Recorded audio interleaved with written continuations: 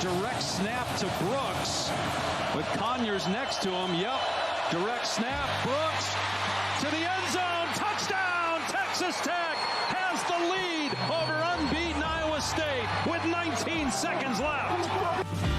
This is 365 Sports, powered by SicEm365.com. Jennings on the play fake, slides it upfield. Matthew Hickner off to the races. Hickner at the 30, full speed, and the big tight end goes 75. It's a Pony Express. 365 Sports is presented by IdealMRI.com. High-quality MRIs for $497 or less. IdealMRI.com. Your health is important, so is your budget. And it's Sanders ripping through the hole. One man might catch him. Touchdown! 52 yards. 365 Sports is also brought to you by Texas Farm Bureau Insurance, protecting Texans since 1952. Washington's patient, first down and then some. Inside the red zone, and he is into the end zone. 40 yards for Washington. 365 Sports is turbocharged by Unite Private Networks. Find out more at uniteprivatenetworks.com. Shook out of the pocket. He's going to run for it. Dives! Somersault into the end zone for a Louisville touchdown. Wow. Now here's Paul Catalina. Welcome in. Paul Catalina here with you on Thursday, a rare smokeless Thursday, but we've had one of these earlier this year. Midway's regular season ends tonight. They're playing at home, right, Garrett? Yeah, it's at home against Copper's Cove. Yeah. A few years ago, they did this, and then they realized, like, hey, this is like a smart thing to do. Because the JV season is over. Correct. So they can play the last varsity game and then get a day to go scout for the playoffs on Friday night, which is what they do. I know that all of you here may not really care about that, but that is where we are. That's why we're here. So actually, I think one of the second to last year with Midway, they started doing that. Mm-hmm. And then the year after, they did my last game was also on a Thursday night, but it was on the road. Right. Because they threw it out there to the opponent like, hey, let's all get in a van and go scout together, or whatever. Or they weren't going to the playoffs, but they had thrown it out early in the season. And they were like, yeah, sure, let's do it. I also think any time they get thrown in that district down there with all the Colleen schools and you have to share one stadium, and I know a lot of people don't know what we're talking about, but it makes sense because you got to flex and find places for them to play. So a lot of times you see schedules more so on Thursday. Sometimes, rarely, you'll see it on Saturday, but it's just one of those things of how it lined up for Midway. My biggest thing with this game tonight is a 7 p.m. kick, not a 7:30, and I know that might sound like a little thing to a lot of people, but if you've worked excited. You're excited. It's massive, and they should all start at 7. Yeah, no, they absolutely should. It's ridiculous. Absolutely all should. And those of you who have high school students, especially in Texas, know you know what we're talking about. You know exactly what we're talking about. Where 7:30, like we've all been home for 2.5 hours. Like let's especially now that like 9 to 5 is not necessarily the thing, especially on Fridays. Yep. One of the awesome things about Hawaii has been doing this forever, since Hawaii was Hawaii. Mm-hmm. But particularly since more and more people have found their way. Yeah, found their way there. Mm-hmm. More population or whatever, but Fridays are a big deal for them. Like getting out and like celebrating being in Hawaii, like getting in the outdoors and doing that. Must be nice. It's great. So like Friday at noon, unless you're, a business like a restaurant or something like that. But if you work in an office, like a 9 to 5 office, no matter what that is, or you're a plumber or whatever, as long as you're not in the service industry where you'd have to work later, the day's over. Like, people, like, I remember getting on the road, like, going to lunch on a Friday and, like, getting in the Uber and in Honolulu, and the traffic was heavy. Yeah. And I asked the driver, I was like, hey, it's Friday at noon. He's like, yeah, no, it's Friday at noon. He's like, no. He's like, honestly, He said after COVID, like sometimes there's like if you're high enough up, you don't even come in on Friday. Don't blame him. Like you're already getting ready for your barbecue, your beach party, or whatever. I think we should have that. We should take the best idea from every state and populate that. Like again, 2028 presidential campaign. What's the coolest thing about your state that you could do other places? Like knock off Friday at noon. We'll do that. We'll do it. We'll do that. Not change the time like in Arizona. Yeah, not change the time. 2028 Catalina, like those are the things. Like let's go. I'm going to go to all 50 states. I'm going to find out the coolest thing they do that we can apply, and then we're going to do that. We're going to say that. I'm here for it. I'm listening. And people will be happy because they're like, oh, I get to, I like have a 3-day weekend every week. Yes, you do. Yes. Yeah.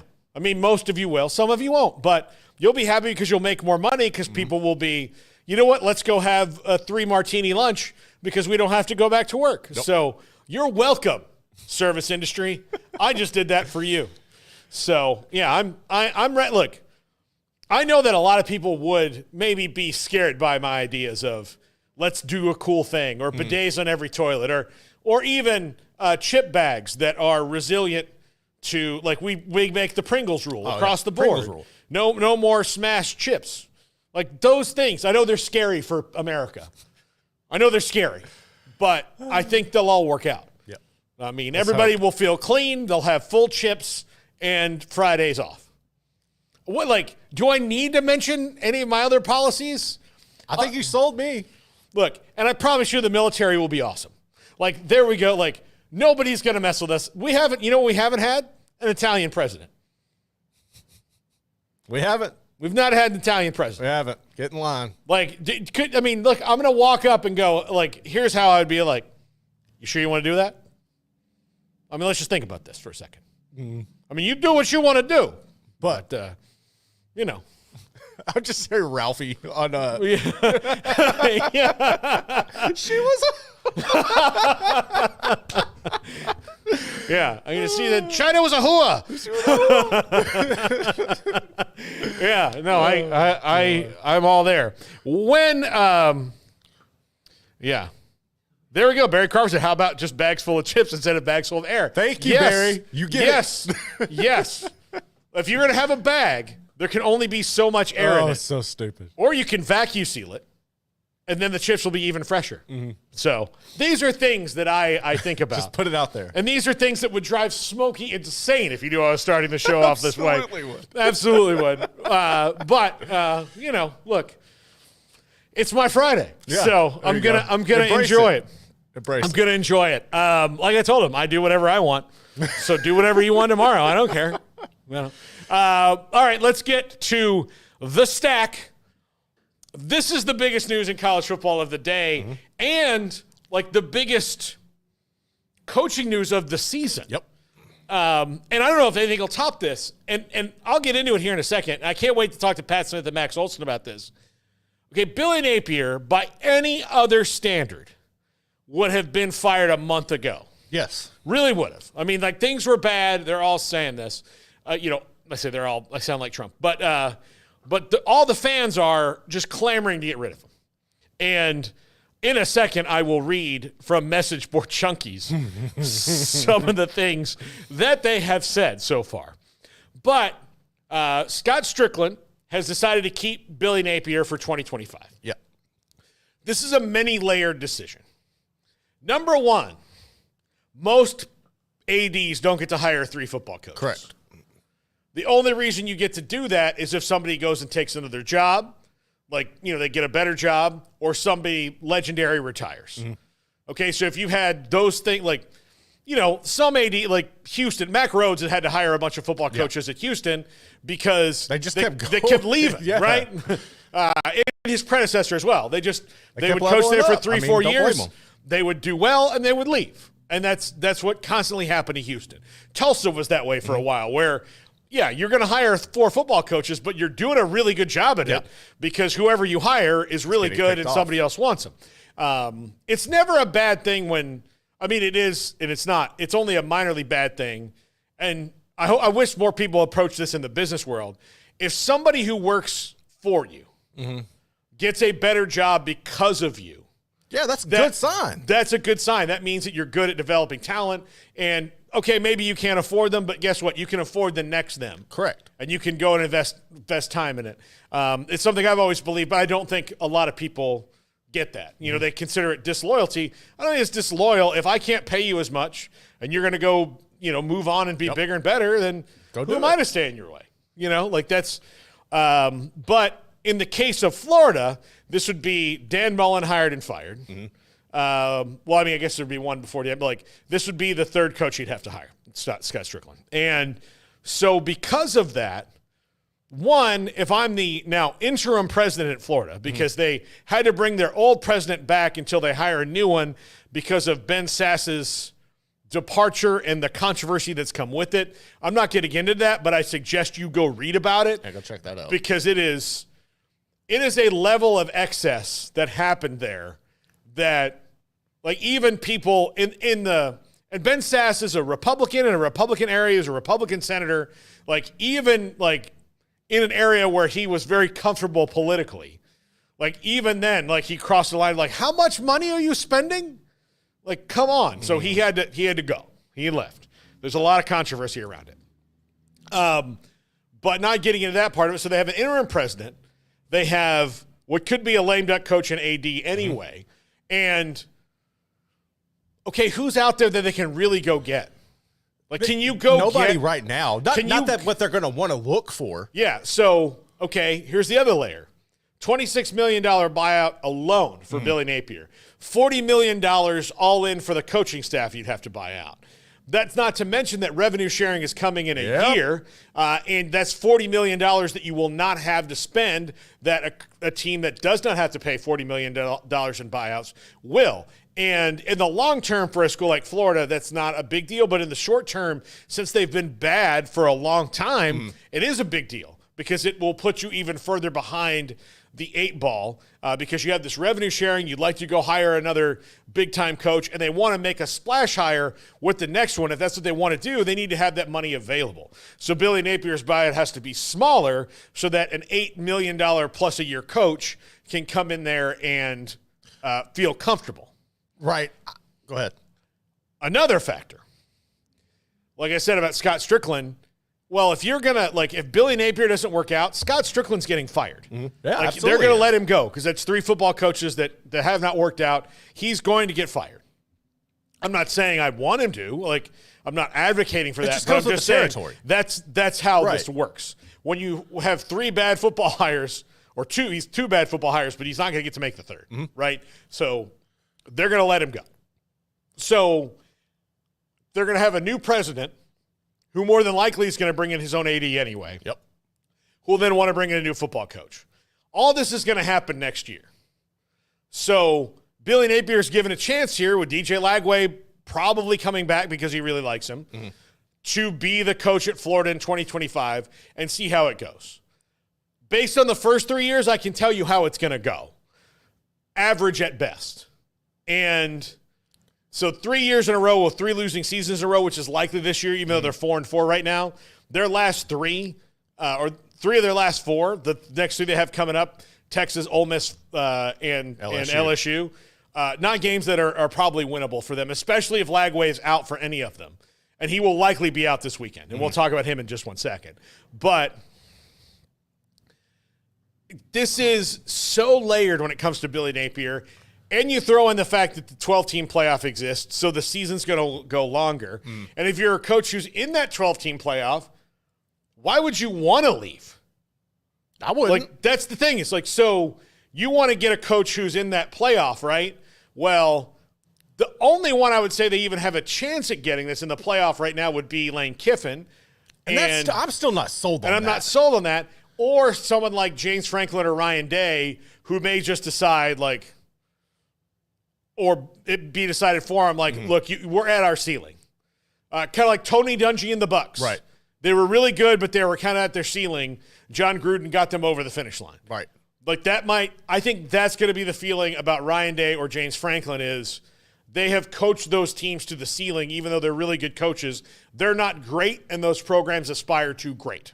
Right. I don't think either of them are on the hot seat reasonably, but if that happens, that's why. I also think this is a weird situation where we're starting to see people evaluate their finances different with how they're having to go about this with all the revenue. Well, they're going to sharing. share it, right? You have to, right? So I'm interested to see if this is kind of like the new wave until people figure out how to totally navigate it. And I know Florida's going to get some of the more money from the television that the SEC and the TV contracts and all that. But if you're allocating more of this money going out, and you can balance it and you can keep a guy in and just kind of, I think it's a good opportunity for coaches to stay put longer and have longer leashes per se because of everything that goes into it. I'm not necessarily thinking that Billy Napier's going to be there for the long haul, but I do kind of think there's something to giving a person more time, especially now with as much coming and going as there is with the rosters and everything. I think if you take the Dabo approach that Clemson took with Dabo, and you actually let somebody build it. We're seeing it here in Baylor. There's a lot of there was a hot seat going around Dave Aranda. I think he's fine now. I was never really big on pushing him out the door anyway. I think you got to give people time. And I think maybe now with people not having to be more mindful of money and not just being able to wash it away like millions and millions year in and year out, I think you're able to see guys hold on to jobs longer and maybe be able to develop some more of that talent, maybe whether it's like a year or two longer than normal. But I think you're going to see more leeway there, maybe for a couple of years until it balances out. But right now where everybody's having to be kind of pinch pennies a little bit, I think this is going to be something we see over the next couple of years. Well, it's easy to throw money around like Scarface when you don't have to share it with the now, players. That's what I'm saying. And now that you're having to be held accountable for it, you got to check and balance that somewhere. Yeah. Look, it didn't go well for Al Pacino and Scarface when he was having to kick up to other people. No. You know, that's when he was alone, burying his face in a mountain of Coke, saying, say hello to my little friend. I mean, that's how that went. So now that you can't live that, Miami Coke dealer lifestyle that they were like. Honestly, Miami Coke dealer lifestyle is kind of what they were. Like, this guy's fired, screw it, give him $40 million. Yeah. We'll give like 50 to the next guy. I also think too, like all of the coaches, like the excessive salaries and everything that were going out to assistant coaches and people along the staff. I wonder if it's going to shift to kind of like the NFL because it is a business now, and I think you're starting to see more and more things unfold, decisions unfold that reflect that it is a business. But where schools identify, like if I have a player like Lagway, I need to keep one or two star quarterbacks at all time. Like, does the quarterback become financially more valuable to a team if you get a good one than a coach? Like, you know what I'm saying? Like, Sirianni's going to get fired in the NFL, but you're going to keep Rodgers or Saleh. You know, like things like that. Do you think that this is kind of how it's going to trend, or we see this as things unfold? Or is it still going to be cyclical with college because there's student athletes? I think it's everything is cyclical, right? I do think that you're seeing it change though, right? Because especially when it comes to this job, like for example, if like Dave Aranda's off the hot seat too, I think that you can take him off. I think he is absolutely. Yeah, I mean you can't barring a 3-game losing streak to end it, like he's fine, which I don't think is going to happen. They're playing well, like they're starting to show. Like you're starting to see his coaching acumen again. Jake Spavital's coaching acumen. You can see it all. Yeah, it's clicking on this roster. It's clicking. It's clicking well. So Dave Aranda, like whoever Baylor was going to hire was probably outside of maybe like trying to go snipe Spencer Danielson or Jake Dickert, who would be G5 teams in the playoff. Like outside of trying to go get that guy, which I don't think that's where they'd be swinging. Their head coaching choice wasn't going to come from a playoff team, I don't think. No. So, we're like, say you want Rhett Lashley. Like Rhett Lashley has a good chance to be in the playoff. Like you're not going to be able to kind of, even back channel it like, hey, things are great here right now. I don't know why I'd want to leave. And like, I'll tell you this, like if Florida wanted to hire Rhett Lashley, usually getting to hire the SMU coach would be an easy thing for them. Not now. No more. Not now. They'll fight to the death. If a coach, Rhett Lashley or whoever follows Rhett Lashley leaves of their own volition at SMU, it's because they just really want to. This is about to sound like something that would not make any sense, but if you're the head coach at a program like SMU, why the hell would you leave to go to Florida when you have all the money in the world and a clearer path to the playoff every year.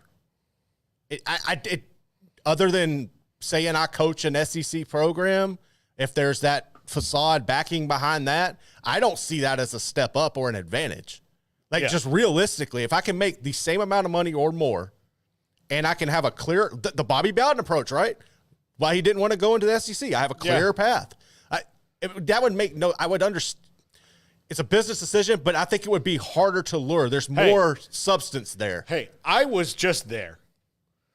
Like, outside of the fact that it's a smaller school, right? That actually works kind of in your advantage a little bit. It's in a great football market. And they were the ones who wrote the book on NIL before it was NIL. They're all, like, they have people who, like, I'll get it back for you, Daddy. You know, they took it away from all of us, but I'll take it. I'll get it back. Get it back. We didn't buy 700 oil fields to just watch SMU wither away. Oh my God, that's so true though. I mean, it's true. Yeah, no, the NCAA can suck it. We'll pay a coach whatever he wants. Oh my God. So yeah, no, I was telling a friend, a friend of mine from college, he had said, like, is SMU for real? Really have this much money? I was like, hell yeah, yes, they do. Like, yes, they do.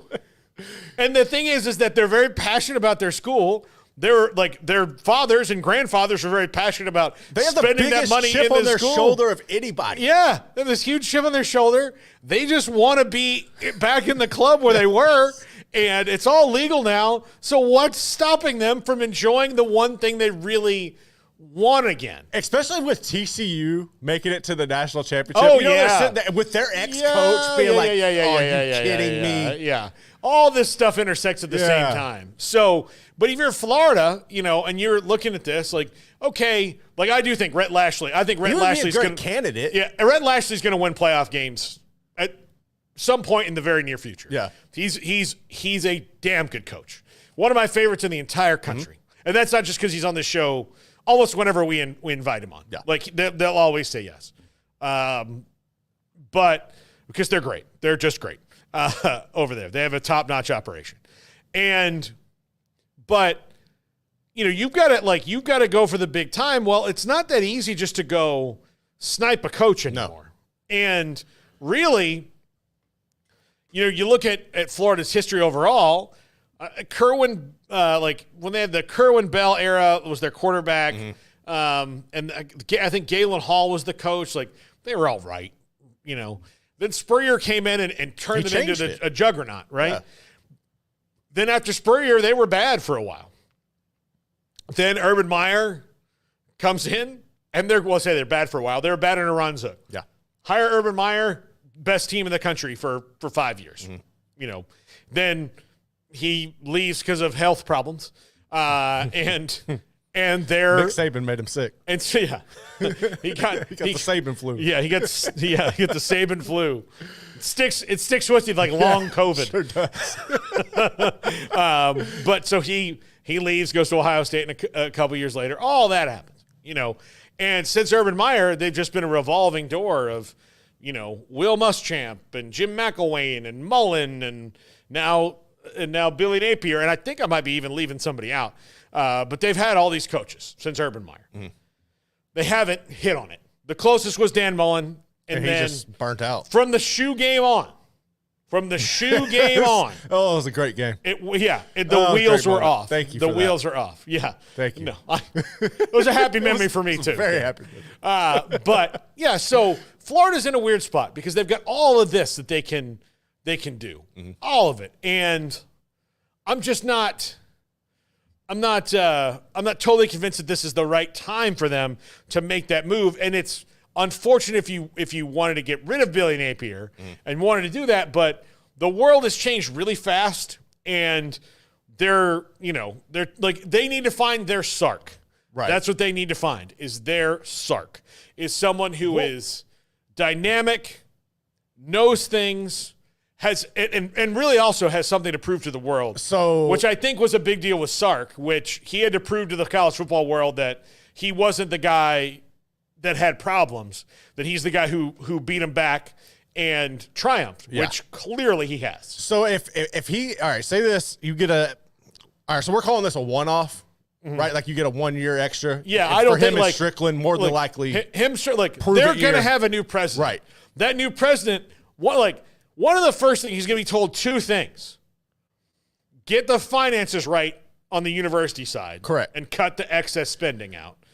And then on the athletic side. So it's very Arizona State-ish. We need to see some W's in the swamp.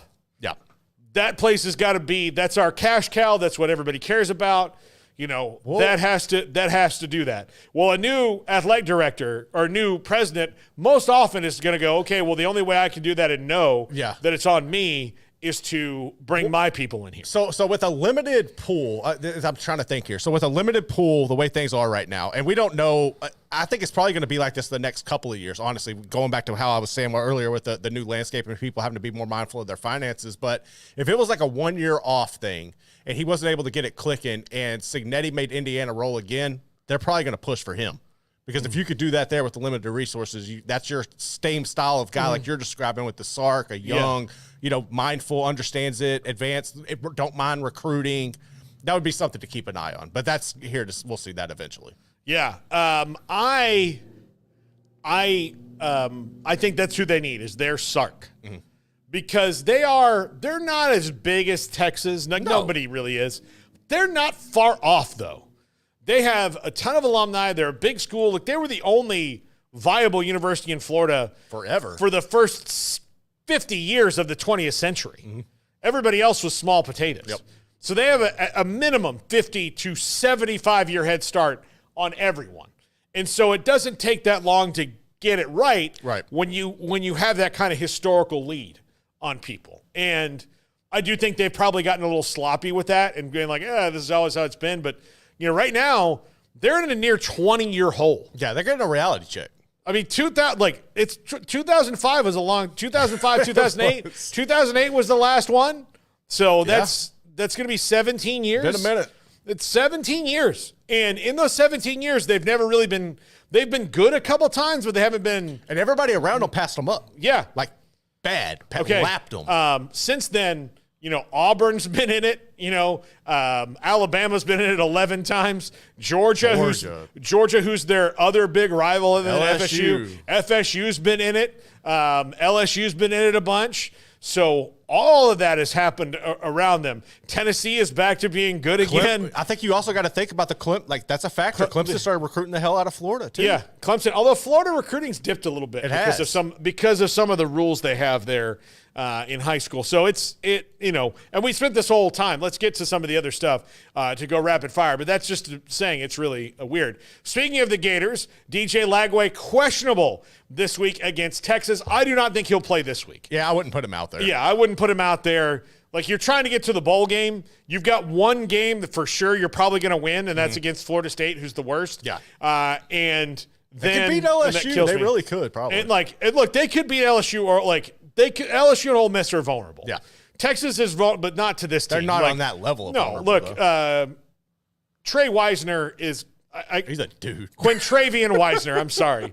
But Trey Wisner is going to have a field day against this team. Right? Yeah. Quinn Ewers or Arch Manning, they've been a lot better on defense recently, but they have not seen this. Correct.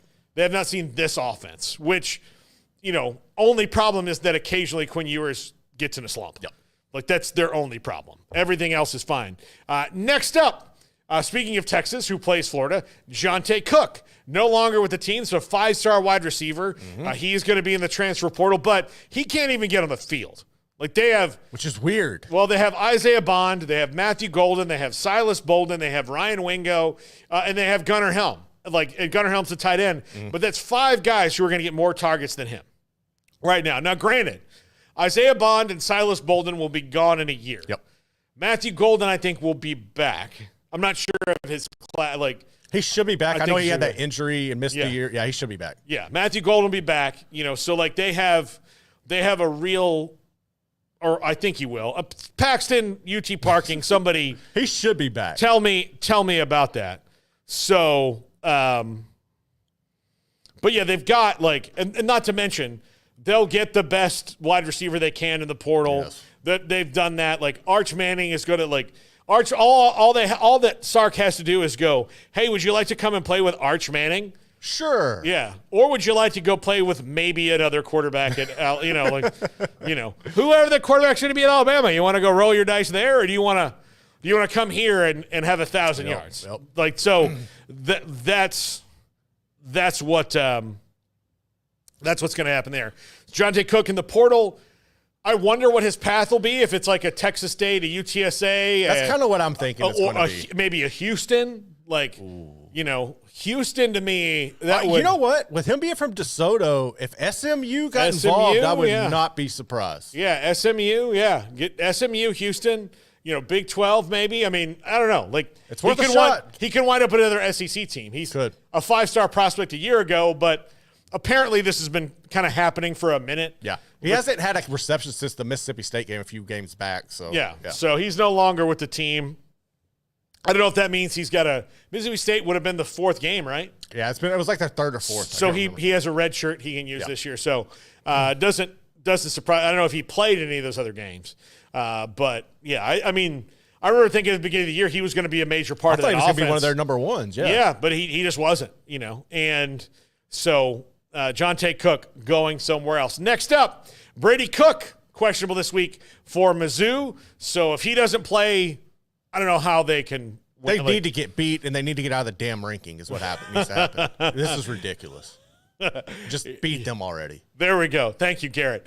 Next up, Ole Miss's injury report. Now, look, I know you guys can't read that.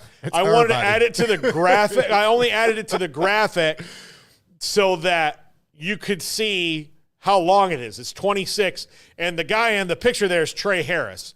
Trey Harris is out. 2 of their running backs are out. Parrish and Diggs are out. That's huge for that offense.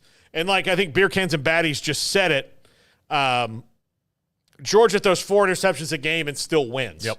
I'm not saying that Ole Miss is not going to do this. I think that their defense will cause problems for Carson Beck.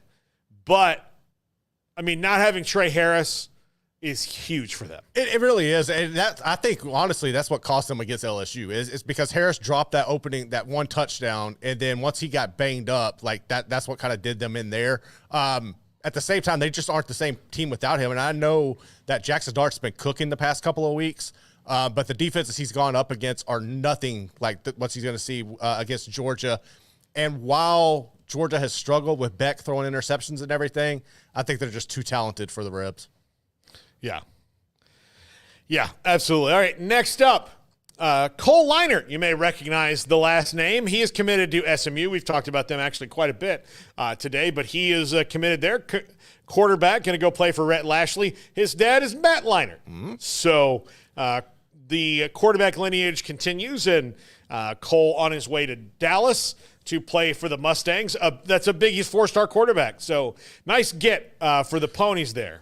It really is. I mean, that's an offense that if you are a quarterback, you definitely want to go be a part of. We've seen multiple guys go in there and have success. I'm still kind of don't know what happened with the Preston Stone situation. That was weird, but Kevin Jennings has come in and done a remarkable job with that program. No, this is a good pickup for them. It's going to be interesting to see how he develops and how he turns out as a player, because a lot of the times we see sons kind of struggle with that. But best of luck to him.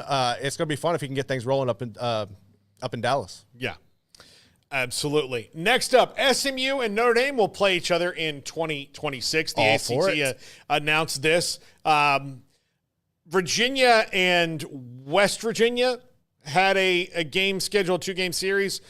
So to let them do that, they had to let them out of that would have been their rotation around with Notre Dame. So now SMU is going to take that. This is from Nicole Auerbach of NBC Sports. So I think it's pretty cool. I'm looking forward to, 2 seasons from now watching that game, but I thought it was pretty cool, SMU and Notre Dame, which was going to happen anyway, but now it's been pushed up the calendar anyway as SMU is in the Notre Dame ACC rotation that they have. I love it because it's another brand and it's another cool program that you get to see come close here. And I think anytime you can have these type of matchups, obviously you have the whole, if you're into religion, the whole Methodist going up against Catholic type thing. So it's pretty unique. Yeah. Yeah, Notre Dame doesn't often play other. They really don't. Like Boston College occasionally, but that's another Catholic school. So, they really don't play other Christian schools. So, I would love to see them play BYU. I would love to see them just like every year. I've been hearing they were going to play Baylor for years. Look, Notre Dame. I think Notre Dame, Baylor, SMU. I don't care if TCU says they are or not. It. Just have it like BYU, Boston College.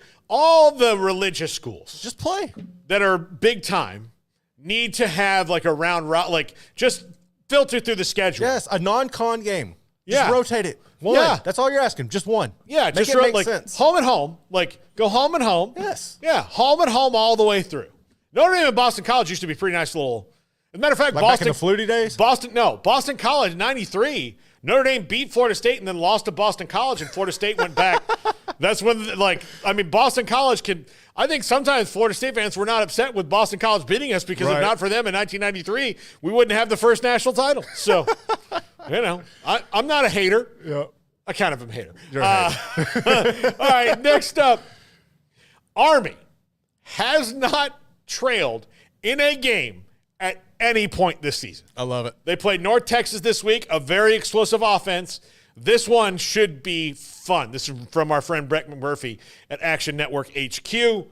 Not trailed in any game this season. So ridiculous. Unreal. All right, I think we have one more after this. This is it. Okay, Big 12. These are the schools that are still in contention in the Big 12 with a month to go.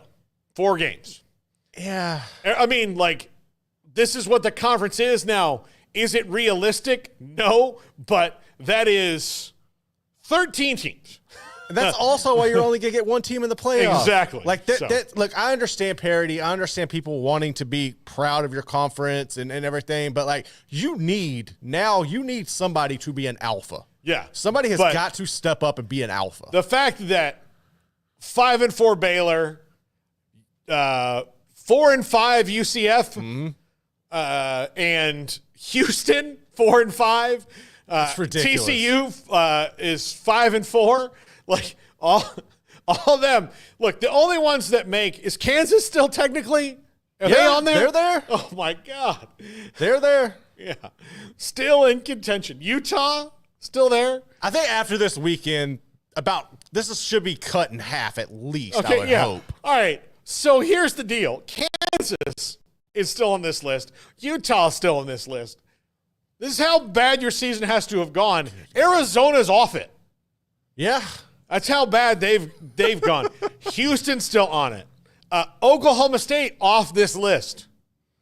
And who am I missing? Who else is not on the list? That might be it. Just those two? Oh, that's 14, yeah. So 14 teams. Louise. Just those two. That's how bad it is. I don't know that that's good, man. I don't know that that's overall best for your conference. No. Who's really in contention is BYU, Iowa State, Kansas State, Colorado. Yeah. That's who we're talking about here. And that's where it stands right now. Everybody else, if one of those other teams outside of those 4, one of those other 10 gets to the Big 12 championship game, some bad stuff has happened. Yes. Some really bad stuff has happened. When we come back, Pat Smith joins us. We'll talk SEC and we'll talk Billy Napier. And I'm going to read off to him some of the message board genius comments. And we'll kind of get the vibe on that from these are from Swamp 24/7, one of the Gators websites. One of them I cannot read. The first one they posted is one of the worst things I've ever read. And I almost I almost had that moment okay, this is the one I'm going to start with. You almost and then I was like, oh, hey, I'm just going to read it. That's a word we don't say. not even in fun. Do we say that one? I think that guy's account's going to get suspended. Bottom line. This is 365 Sports.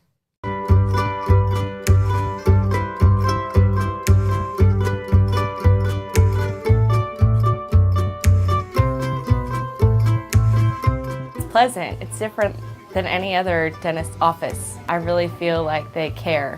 And it's not that you're here for 2 hours waiting on someone to take care of you. It's quick and easy, and I bring my kids, and my kids love being here too. They really love the treasure box. Staff staff is really nice and accommodating, real friendly. You feel more like home. It's not sterile looking. Everybody has their own personalized rooms with decorations and decor, and they'll even have a blanket for you when it's cold. I've recommended people to actually come here, and they are patients now. I really love it here. It feels like family.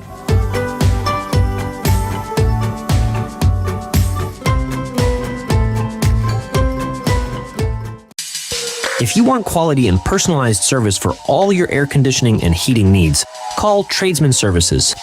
They're a family-owned and operated company that has served Texans for over 30 years. Tradesman offers maintenance plans starting at just $12 per month and a free service call for all new customers. They're also experts in geothermal design, installation, and service. Visit them online at coolingwaco.com.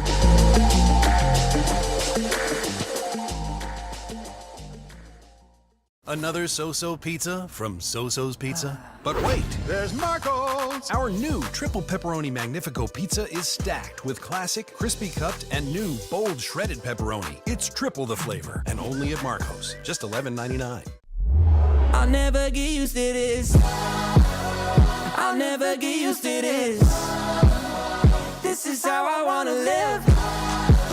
Forever we'll be singing like, oh, I'll never get used to this. I'll never get used to this. I'll never get used to this. This is how I wanna live. This is how I wanna. Forever we'll be singing like, oh, I'll never get used to this. Developed by Startup Waco, a nonprofit organization, GXG is a program designed to support the entrepreneurial development of Baylor University student athletes through NIL activations. The program helps student athletes maximize their platforms and offers a comprehensive support system for them to create and grow new businesses that not only benefit themselves, but also uplift the local economy. Fans who wish to support student athletes can donate to GXG via the GXG NIL Fund, BaylorBears.com/GXG. Contributions to support NIL activations through GXG can be made at BaylorBears.com/GXG. For more information, follow @GXG_GreenXGold on social media and visit the official website www.gxg.startupwaco.com. GXG, empowering student-athlete entrepreneurship and uplifting the local economy through NIL activations.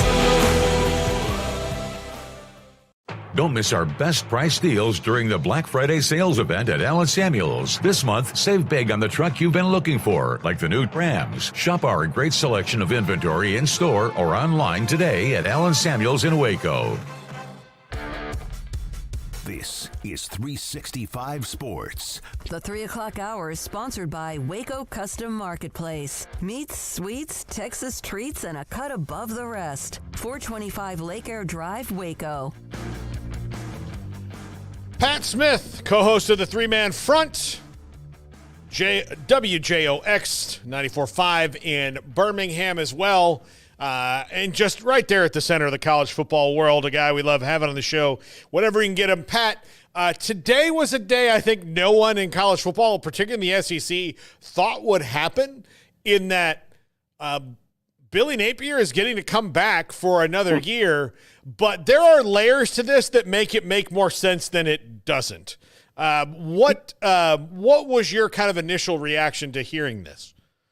Well, one thing's for sure is back in September, Scott Strickland was on the SEC Network, the athletics director, and he shocked the college football world. Matter of fact, he shocked his fan base when he came out and he said, I believe in Billy Napier. I believe in what he's doing with his football program. It's about patience. He's going to see this through. We're going to have a good football team.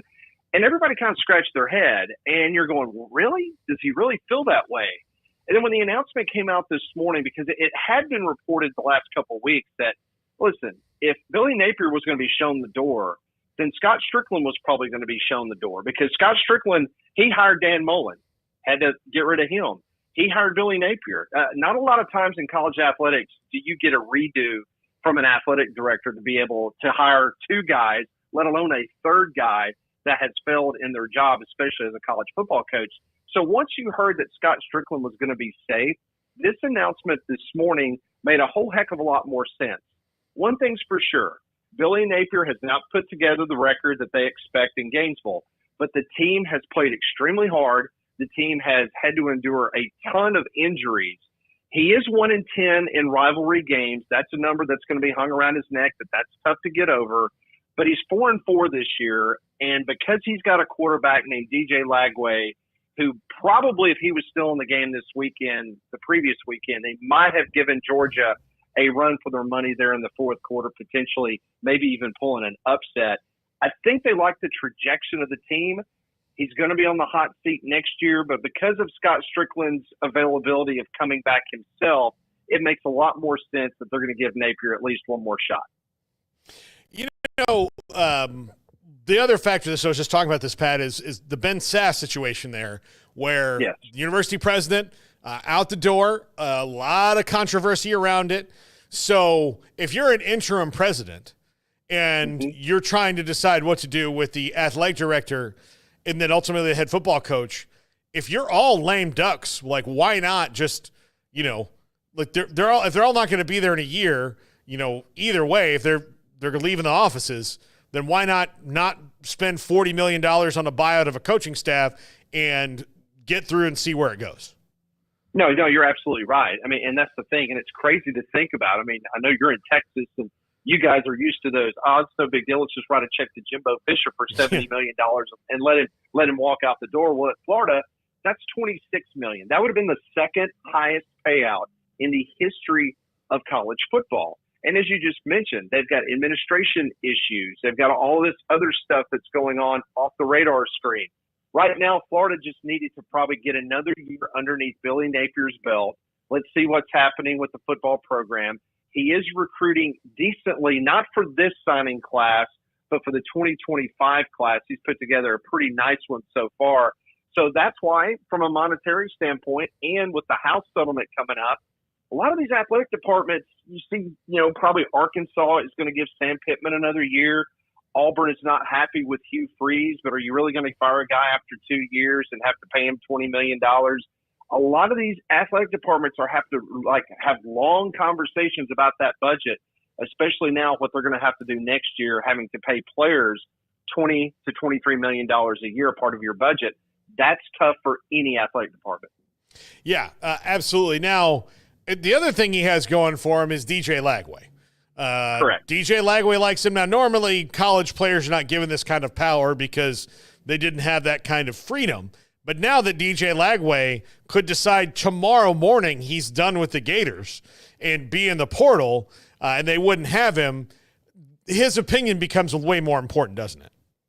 Yeah, there's no question. I mean, and that's what we're seeing across the board, whether it's a young five-star, you know, freshman recruit that is playing, whether it's a quarterback or wide receiver, because we're seeing that at Auburn right now. Auburn had a fantastic recruiting class this last year, but they've only won 3 ball games. And then you start worrying about, okay, is this wide receiver going to be happy because we don't have a good quarterback? Is he going to get in the transfer portal? Is he going to stick around? All of a sudden, you're taking that input from that player. You literally have to walk into the football office every single day and re-recruit the guys that in the old days, you knew that they were going to be there at least 3 years or 4 years. If you give them another red shirt, maybe 5 years. So, yeah, that's where the quarterback Lagway, he's going to have a lot of power, just like every college athlete has now. If you're good, these coaches, they're going to be sweating it left and right, trying to figure out who's going to make them happy to make sure that those guys don't enter in the transfer portal, because we've seen it. It doesn't matter the school. Once that dam breaks, all of a sudden there's the persona or the idea that this program's in deep trouble and everybody's going to be heading to the door. So Lagway makes sure he's happy, then they feel like the rest of everybody will kind of fall in line. Also, reasonably, who was there to get for them? Like, really? The hot name that we've been hearing for months was Lane Kiffin. Well, everyone thought that Lane Kiffin would be sitting there undefeated right now, but instead he loses to Kentucky at home. Then he goes to LSU and he loses, and now it's a make-or-break game for Ole Miss this weekend against Georgia, which that's a tough task. He was the number one name on the list. And then all of a sudden after that, I mean, are you really going to kick the tires on James Franklin after you see what kind of big games he likes to coach in and lose at Penn State? He was in the SEC before, but he's not going to really get the fan base excited or recruits. Lane Kiffin was the hot name. That was the name that everybody said, you know what? They're going to come down to Gainesville. They're going to be undefeated. Ole Miss is, or the potential of only one loss against Georgia because they play at Florida in a couple of weeks. And they said that was going to be his job interview for the job. But instead now you've got Napier giving another year. And obviously Lane Kiffin's got his own problems in Oxford. Yeah. Yeah, absolutely. Another coach, I'm going to ask you another couple coaches. Sam Pittman, I think, today off the hot seat. Tomorrow that could be a different thing. But with Talon Green and the way that things have worked out, it might be a little bit reckless for them to get rid of him, wouldn't it? Yes, no, I agree 100%. I love Sam. I know you guys have interviewed Sam plenty of times. He's just an outstanding individual, and he's a good football coach. Fayetteville's a very difficult place to win. And listen, Bobby Petrino has come in at least the first half of the season. They got that huge upset over Tennessee, which is going to go a very long way. But I'll just say this. You cannot give up. And I know it was Ole Miss and that type of Lane Kiffin offense, but you can't go into a game and give up 63 points and think that the fan base is going to be happy with your return. They've got to finish strong. They've got to finish competitively. I think ultimately Sam Pittman is back. But I said today on our radio show, I firmly believe going into next football season in the Southeastern Conference, you're going to have three coaches squarely on the hot seat. Hugh Freeze at Auburn, Sam Pittman at Arkansas, and obviously Billy Napier at Florida. Those three guys are going to be sweating big time once we get to SEC Media Days next year in Atlanta. Yeah. Hugh Freeze is the other one I wanted to ask you about. The Auburn's not afraid to make a change in midstream. They're not. You know it all too well. And he has not been as advertised. Now, the recruiting class is there, but the results have not been on the field. If Deuce Knight had not flipped, would this be maybe a more dire situation for him? Well, he's got a top 5 recruiting class. Brian Harston single-handedly destroyed recruiting at Auburn. The cupboard was not bare, but it was pretty lean. And so when Hugh came in and was able to sign a really good recruiting class, matter of fact, he signed more top-notch 5 stars out of the state of Alabama than Nick Saban and Kirby Smart did combined. That's how good that recruiting class was. But he went the cheap route. He did not go into the portal, did not get a quarterback. And you're seeing the results of an offense that scored 7 points at home against Vanderbilt. The other thing that a lot of people are getting nervous about Hugh Freeze, in his last 22 games as an SEC football coach, I'm talking about conference games. Obviously, that includes 2 years at Auburn and his remaining few years there at Ole Miss. He is 6-16 in this conference. He's lived off of beating Nick Saban twice. It has not come to fruition the last year and a half at Auburn, and Auburn people are getting a little bit nervous. But the good thing that they did this time with a coach's contract, unlike Gus Malzahn, when they fired him, they had to pay Gus Malzahn literally $21.5 million, half of that within 30 days. When they got rid of Brian Harston, it was $15.6 million, half of that 30 days within firing. They developed it a little bit different when they signed Hugh Freeze. Yes, Hugh owes about another $20 million on his deal, but that would be spread out, no 30 days and you get half your money. That would be spread out over the life of the contract. So Auburn literally would be taking a hit between $4.5 and $5 million a year, which is not a lot. I mean, again, that's a lot of money for any athletic department to sneeze at, but it beats having to pay somebody in 30 days, paying a big sum of money of 10 or 11 million like they did with Gus Malzahn. So they did set it up that way. So if all hell breaks loose again next year and they just don't see the improvement needed, they could stomach a potential buyout of him. It would just be spread out over a 4-year period. Okay, CFP rankings this week. You're there right next to Tuscaloosa. Yep. Were even they surprised? We're like, oh, damn, number 11. Well, one thing's for sure. After the Georgia game, everybody was like, yeah, it's the same old Alabama. And then Vanderbilt happened. And then obviously Tennessee happened. A close game against South Carolina happened. So this is really a big game coming up against LSU. This is an elimination game for both programs if they want to continue to be in that conversation. I think Alabama fans they're getting over the shock. I think they're happy that they're still mentioned in the CFP. They're not settling by any stretch of the imagination, but they understand that if they win out, even though they might not get because of the tiebreakers for the SEC championship game, they would firmly be in the college football playoff. And that under year one with Kalen DeBoer would be a huge victory. Once again, not that Alabama fans are tempering their expectations, because they're not, but it's a situation where you're seeing them at number 11 now. They understand if they beat LSU, they beat Oklahoma on the road, which is obviously doable now with the Oklahoma team that they have. And then you've got Auburn at home. Those are obviously 3 easily winnable games. If they can take care of business, then they're going to be okay in regards to the CFP. Was there anything that surprised you about the CFP rankings? Yeah, Penn State, no doubt. I mean, having Penn State at number 6 is ridiculous. With a 7-1 record, I know they would be the 8th seed. They're ranked 7, but they would have been the 8th seed if you break it down in the bracket. What have they done? They should have lost to Bowling Green at the beginning of the season. They cannot win a big game. Indiana would absolutely wax the floor with them. I don't buy it. I could see on a neutral field, I could see Boise State beating them. Heck, Boise State almost beat Oregon at Austin. Yeah, I just got no love for Penn State. I think the teams around them, whether it's Tennessee, Indiana, BYU, I think all of those 3 teams could pace Penn State any day of the week. I totally agree with you. All right, real quick before we go, I want to read you from Message Board Geniuses some of the things that Florida fans have said. Okay. This is from SC Gator 15. Quote, champions of life vibes. Okay, from CH Fern. Butch Jones. Yeah. Okay. Hope Lagway and others go to play for a real program, one that can not only get them to the playoffs, but will get them ready for the NFL.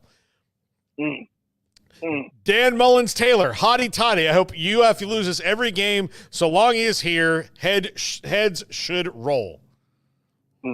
Well, again, it goes back to what we said before at the beginning of this interview.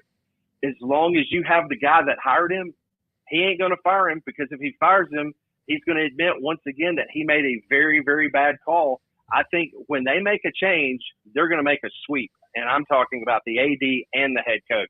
Just give them until next year. Yeah, I mean, I know fans don't want to hear that, but you have to look at the economics of the game that we're now experiencing. And these athletic departments, listen, Greg Byrne, the athletic director at Alabama, Alabama was a Final Four team last year. And, of course, you guys in Waco, man, you got an unbelievable facility there for the Baylor Bears that was been built the last couple of years. Alabama has been in need of a new arena for about 25 years. They just went to the Final Four. And, of course, everybody's talking about they need to build a new arena for NATO. They need to do this. They need to do that. And finally, the AD finally came out and said, look, guys, you can understand. There's not some gold bar pit underneath Coleman Coliseum or Bryant-Denny Stadium. I know we spend a lot of money here, but at some point in time, we just can't be printing this stuff.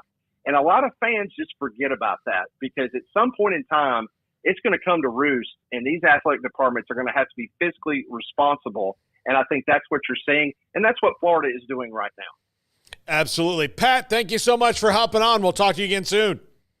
Always enjoy it. Have a good time, guys. That's Pat Smith, 3-man front, Birmingham Radio. Love having him on. Love it, love it, love it. Next up, Max Olson of The Athletic. This is 365 Sports. It's time to score big savings at the Kickoff to Savings event on GMC trucks at Richard Carr GMC. Take the winning drive with the Texas Truck MVP. GMC Sierra is the best truck on the road. Save $9,000 on 2024 GMC Sierra SLT models in stock with 2010 or newer approved trade-in. Plus, qualified buyers get 1.9% financing and no payments for 90 days. See dealer for details. Save big and score your deal at the Kickoff to Savings event at Richard Carr GMC. Richard Carr, they have the truck for you. Edward Jones Financial Advisors Josh Satterfield and John Maddox understand these are difficult and changing times we live in, but they know how important your financial investments are to you. So is your financial advisor staying in touch with you and helping you navigate today's financial climate? When you invest with Edward Jones Financial Advisors Josh Satterfield, John Maddox, and Sean Carter, they will provide their time and experience to help you reach your goals. And like coaching athletes, investing money is about time, patience, and encouragement. Josh Satterfield and Sean Carter on Wycon Road off Bagby, and John Maddox on Sapphire Boulevard in Hewitt. Proud sponsors of Midway Panthers football. Edward Jones, making sense of investing. Membership SIPC. El Conquistador restaurants are a very proud sponsor of the Midway Panthers, have been owned and operated by the Gonzalez family since 1969. El Conquistador is recognized annually as a local favorite with their fast and friendly service. Dine in or order takeout and enjoy your favorite Tex-Mex items as well as several traditional menu items. Catering is also available with 3 locations to serve you: Waco, Belmead, and Hillsboro. The Gonzalez family thanks you in Waco and the surrounding area for your continued support of 55 years in business. Go Panthers!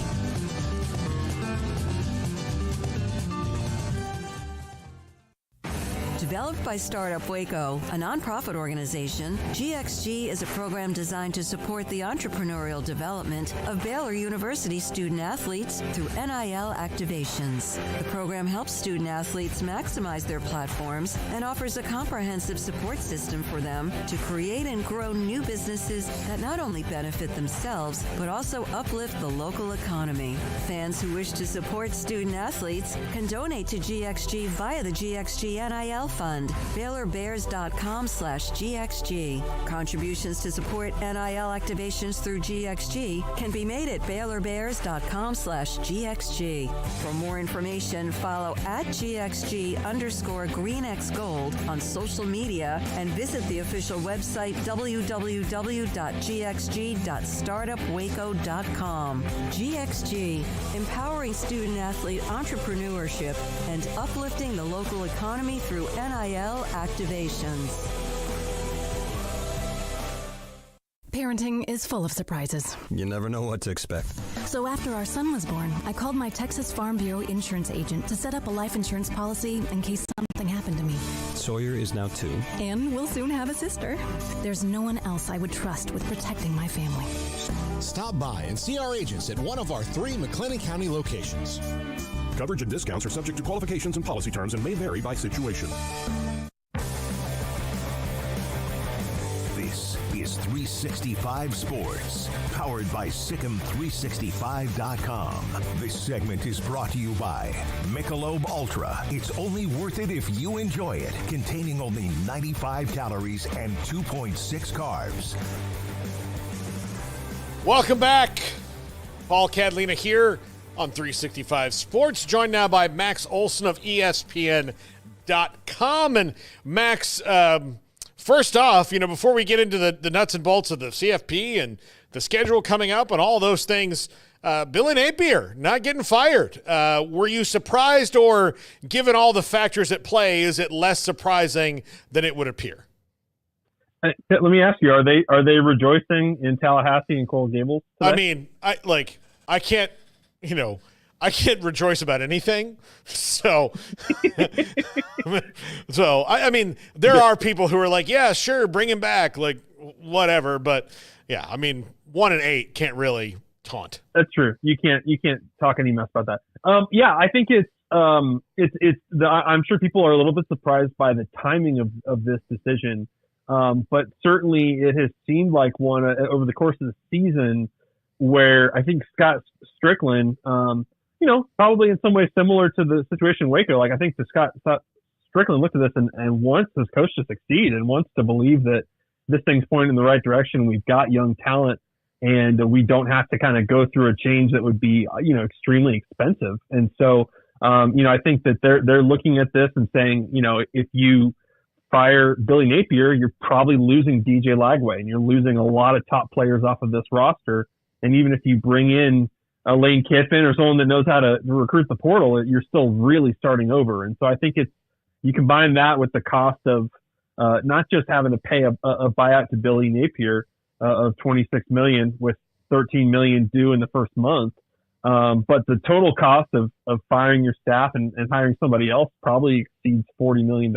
So I think they're looking at it and saying the better investment in the short term is let's get behind Billy Napier. Let's try to win now and spend more money on this roster next year, and try to get this thing flipped the way that Miami did and the way that others have in the portal, rather than kind of tear it all down. So, I'm sure others will look at that and kind of chuckle and say, he's not the guy. You can't have 3 losing seasons. Like, why would they give him another chance? And I just think I think they're kind of looking at this thing glass half full right now and thinking that coming off a very competitive game against Georgia, that maybe Billy Napier can figure it out there. Well, interim president, an AD, and a football coach that all could be gone in a year anyway. It just doesn't, like, it really doesn't make sense, from just a financial standpoint. And also the coaching carousel in general. Max, Dave Aranda, I think, has, outside of a total collapse these last 3 games, taken himself right off of it, right? Sam Pittman probably off the hot seat in Arkansas with another win or 2 there. And maybe anyway, just because they've seen some uptick this year regardless. There's not a lot of, doom and gloom around the coaches. Now there's some people that are stressed. Neil Brown, is probably on a little bit of a hot seat, maybe Brent Venables, but ultimately the way the 12-team playoff and the calendar works, we might see a pretty slow churn on the coaches this year, don't you think? I do. Like, if you're talking about the other options for Florida, it's like, okay, well, we kind of need Ole Miss to lose to Georgia this weekend because we can't have Ole Miss in the playoff, because if Ole Miss is in the playoff, we can't hire their coach. Like, it just doesn't – if you're going to make a coaching change, and I'm sure Scott Strickland did this, like, you got to survey the candidates and the possibility of, like, what if we can't hire some of these guys at the end of November? And so that's just, as the schedule gets stretched out here, I think that makes it a little bit tougher to kind of pull off that home run hire that you're dreaming of if you want to spend all that money. And I think some of these schools do not want to. And, I agree with you. I think that this, there could always be surprises, but I do think we're setting up for a coaching carousel that is a little milder than usual. And maybe that is, in some ways it's because some of these situations that are in a bad shape, like a USC or Florida State, like the buyouts are prohibitively expensive. And some of them, like Arkansas and Baylor and Florida, I guess now, like, to their credit, they stepped up this year and were able to get better and spend to get better, and they avoided collapses this year. And so, certainly those kinds of jobs, people circled those and expected those to open, and those coaches were able to overcome the pressure. And so, I don't think there's, obviously none of the Power 5 jobs have opened up yet. And, I don't know that there's going to be a ton of big time jobs that everybody wants that are just going to open up at the end of the regular season here. I could be surprised, could be wrong, but right now it's not really trending in that direction. I mean, look, if you told me it was 5, I'd be like, okay, because that's what it would be now. Like, if Mac Brown retires, if Neil Brown goes, pick 3 that we're not even thinking about right now for what or like a Kyle Whittingham or Mike Gundy kind of gets fed up or some of those sorts of things. Like some of those are, or Kirk Ferentz or some of those, like, I'm not saying those are going to happen. But North Carolina might be a decent example, but they're just, when you talk with when you talk with people on the personnel side, you talk with agents, like, I just don't think people are expecting a lot of vacancies right now that everybody's fighting over. And, then you kind of turn your attention, just like Florida, to then, like, okay, then it's all about what do we got to do to kind of retain our players, because, there's going to still be a ton of poaching going on if there's not a ton of players hitting the portal because of coaching changes. And I think a lot of people don't want to get Jimmy Sexton right now either. Florida State's feeling that. Like, they have to make some decisions. With the coaching staff at large. Mike Norvell's not going anywhere. He just signed a $10 million a year contract less than a year ago. So they have to give him time to figure it out. But, you don't – I think there's – given the ever-changing world, and now, again, you can't just throw money around because you have to share it with someone for the first time ever. You can't buy a third private jet because the other 2, you need one to go west and the other one goes north and south, the other goes east. Like, you can't do that, right? You can't just be that, rich guy throwing money around, because now you actually have people that all share in it. Yeah, and I think it's easy to say, like, well, I mean, Texas A&M did it. It's like, I think that was an outlier. I think that's the exception. That is not what other schools are sort of, no matter how mad you are, That's just not something that many schools are capable of financially pulling off to kind of check like the Aggies did last year. And so, that being said, like there will definitely, and we've touched on a couple of them, there will definitely be other schools like Florida that are going to go into this portal cycle and say, man, we've got to spend some money. We got to get a lot better fast because there are going to be situations like Oklahoma, like Florida State, like USC, where it's like, man, we're really disappointed and feeling a little pressure now, and now we got to get something going here. So I do think it's going to be pretty competitive in December in terms of the top talent, and I think Florida sticking with Napier. It gives them a chance to have a little bit better finish in recruiting. Now that there's a little, you don't really have certainty there, but at least that there's not necessarily that cloud hanging over him that he could be fired any day now.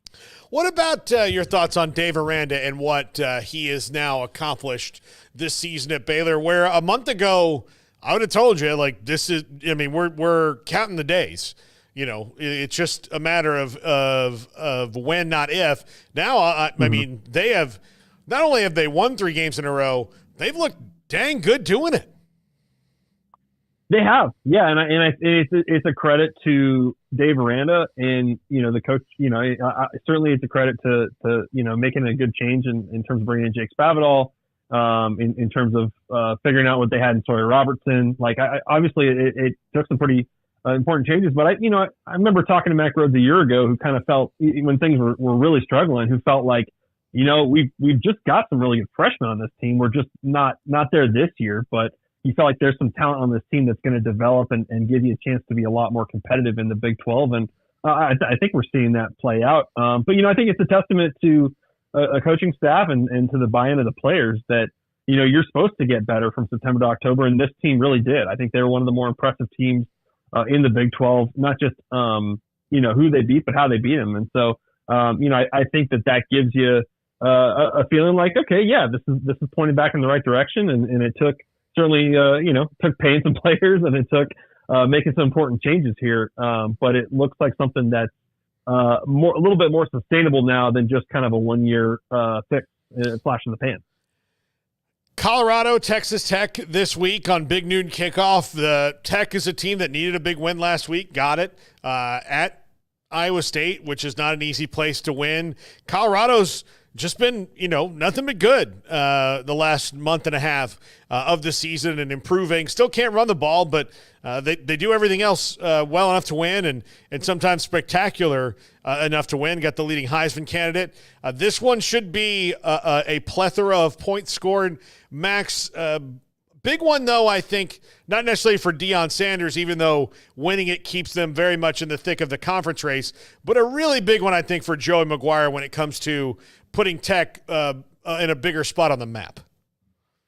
I think that's right. And, you have to tip your cap to Joey McGuire and his staff with all the stuff they were dealing with during the week last week that I was having to cover, for them to kind of rally around and go to Ames and out tough Iowa State in the rain in a tough game. I thought that was really impressive. And I know Iowa State's pretty banged up, but, certainly I think a lot of people had a lot of questions about Texas Tech's defense after you gave up 59 against Baylor and you lose to TCU. I thought what they did in holding Iowa State 22 was a nice statement and one that gives you some encouragement as you go play Shadur Sanders and all the weapons he has at Colorado. I think things are, if you're a Colorado fan, if you're Deion Sanders, you feel like, man, we're exactly where we want to be going into November. And I think if you win this game, and you got Utah next, and obviously Utah's down right now, like, man, it really sets up nicely for Colorado in terms of having a chance to make it to Arlington. I mean, really, you look at what's left on the schedule, at Texas Tech, Utah, at Kansas, obviously in neutral site there at Arrowhead, and then home against Oklahoma State, also down. So this is really set up perfectly for the Buffs, and they were already kind of a must-watch team. So if they pull this off in Lubbock, you're going to see them shoot up the rankings, and you're going to see way more conversation, not just around the Heisman part, but around Colorado as a playoff team. Max, the Big 12 really it's a 4-team race right now. Kansas State, Colorado, Iowa State, and obviously BYU's undefeated going to the Holy War this week. What did the playoff rankings tell you about the way the conference is viewed by the committee right now? Yeah, it's a good question. I think the part I was most curious about going into that first ranking is what kind of respect would the committee put on BYU and Indiana, and to have BYU at 9. I think if you're a Big 12 homer, you're looking at that and you're saying that that's a little disrespectful. Obviously, I'm not necessarily surprised by it. I think BYU and same goes for Indiana. They've been dominant. I think BYU just is not getting enough credit for the accomplishments they have on the resume. To have a win over SMU, who's all the way up to 13 now in the playoff rankings, to have a dominant win over K-State, who's in the top 20. You can question the strength of schedule or whatever, but like I think they've really handled their business, and I think it probably deserves to be 8-0 and only be 9th. I think is a little suspect, and they've got a chance to prove it here going forward. But I do think with Iowa State losing, it is going to be a little bit tougher for the Big 12 to pull off that second bid, and honestly, it's probably going to take. Like if a BYU is 11-1 or 12-0 and high up in the rankings and they lose the conference title game, that might be the conference's best chance of sneaking in an extra team into the playoff. But obviously, with the way that this league race has gone, I think it's kind of hard to assume that the Big 12 champ is going to be 13-0. So I think it's going to be a lot of fun in November. I'm not sure that it's setting up to easily get two into the field though. Does Nebraska get their bowl eligibility? Period. Any of the last few games. Do they get there? I think so. I can't tell you. Here's the game they're definitely going to win. But I think they will get to 6. You needed to beat UCLA though. There's no question about that. And now, is it getting a home win over Wisconsin? I think that's probably your second best chance. I mean, they go to USC next week, and you're getting Jay and Maiava in that game, which is a little bit tougher to prepare for. I think he's really dynamic, and I think he's going to be pretty fun to watch in Lincoln Riley's offense. And I'm not sure. I think they liked Miller Moss so much that it was hard to make that change. But I think Maiava is going to be a problem and tough to defend. So you need to get Dylan Raiola healthy, and between the USC and the Wisconsin game, I think you gotta win one of those. Because I think going on the road to Iowa, there's nothing more the Hawkeyes would love than to crush Nebraska's dreams when they come in at 5-6. So I think that you gotta steal one of these. I think Matt Rule will find a way to get there. But certainly this week you see the fan base very upset with the OC Marcus Satterfield, and you see Dana Holgerson coming in to consult. It'll be interesting to see, does Nebraska look a little bit different offensively coming out of this bye week? Marcus Satterfield notwithstanding, but they have been given, and Matt Rule has never had a quarterback like this. He's also never had a really dynamic offense. I mean, that their teams are, they've had good offenses, but not great offenses. Do they maybe need to change the philosophy offensively to take advantage fully of what Raiola can do? Because this is a first for Matt Rule. Like, even in the NFL, I know we had Baker Mayfield for a second, but even then, that's kind of a nebulous thing. He's never had a quarterback like this. Yeah, it's true, and I've asked Matt Rule that. We've talked about that a little bit about he's never really coached a 5-star like this, right? So it's a little bit. I think they've handled it well, but it is a different expectation. And I think the thing that's frustrating when you watch Nebraska is just over the first 4 games, the final one there being Illinois, which they went to overtime and lost to a good Illinois team. But I think over the first 4 games, you felt like, man, Dylan Raiola is playing with a lot of confidence. There was a lot of, this offense was pointing in the right direction. There's a lot of potential there. They can move the ball down the field. They can score points. It just seemed like it was really heading in a good direction, that they had good pieces. And Nebraska hasn't, it regressed over October, and that wasn't really necessarily due to a ton of injuries. That was the problem last year, but not really this year. They've got the same guys out there.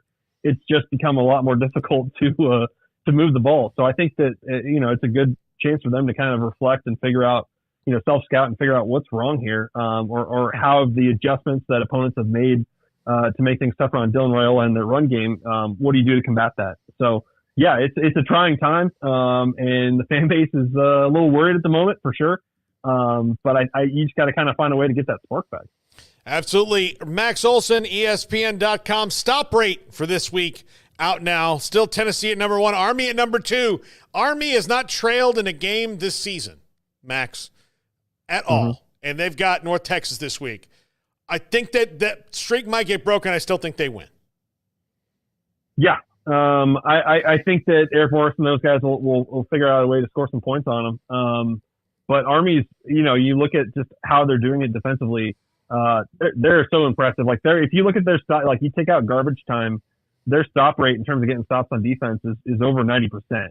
Like those guys, they get off the field, they get the ball back to their offense, and their offense just chews clock. But just the way that they control games and limit possessions on offense and defense, it's so impressive. Obviously, it's a veteran team, but they execute what they're trying to do extremely well. So definitely not ruling out the possibility that they make this playoff field. I think it's obviously Bryson Daly's got to get healthy, but that is a team that they know what they're doing, and they out execute everybody they played so far. Absolutely. Max Olson, ESPN.com. Max, we'll talk to you again soon. Thanks, Paul. All right. Max Olson, always a great interview when we get him. Next up, Peyton Soysher, rankingsrightnow.com. I don't know if you've seen any of the videos we put up on the triple option this week that he did. He did 3 videos for us, like short videos kind of explaining rankings and whatnot. He is as excited as a person can be because he is. It's his Christmas. It's his Christmas. Like he's been working to he needed this information though. Mm-hmm. Like he's building algorithms around what he thinks it can be, and it's really difficult to what is it. Correct. And so now he has his first round of information. It's going to be very, very interesting. So Peyton's coming up next. This is 365 Sports. Do you or your kids get nervous about going to the dentist? Stonewood Dental, Dr. Steve Childress, he can help. I've spent a career taking care of patients who as children had bad experiences, and now they're adults that hate going to the dentist. If I get a kid at 3 years old and they come every 6 months and it's a happy experience, it's normal for them. Now they have an accident at 6 or 7 or 8 at school. Now they have a broken tooth or a trauma, and they have to come here. They're used to lights, they're used to the water in their mouth, they're used to experience, they already trust us. It's amazing what we can do with that kid without it being a negative thing. But if I see a 6 or 7 or 8 year old that's never been to the dentist, and now they have a trauma or an unfortunate unexpected toothache, it's harder to do that for that kid and it not be somewhat of a negative experience. So bottom line is I try to teach kids and adults and teenagers and everybody the way I'd want my family treated, which is where it's a necessary part of life. You just take care of it. It doesn't have to be that big a deal. Learn more, stonewood-dental.com. At Ideal MRI, we feel blessed to be part of the Waco community. We're a small family business here in Central Texas. At times like this, the cost of healthcare has never been more important. And unfortunately, significant illnesses and injuries still occur. And that's why Ideal MRI is open and here to serve you through this difficult time. So if you need an MRI, ask your doctor about Ideal MRI. You can schedule online in minutes at idealmri.com or call 833-IDEAL-MRI.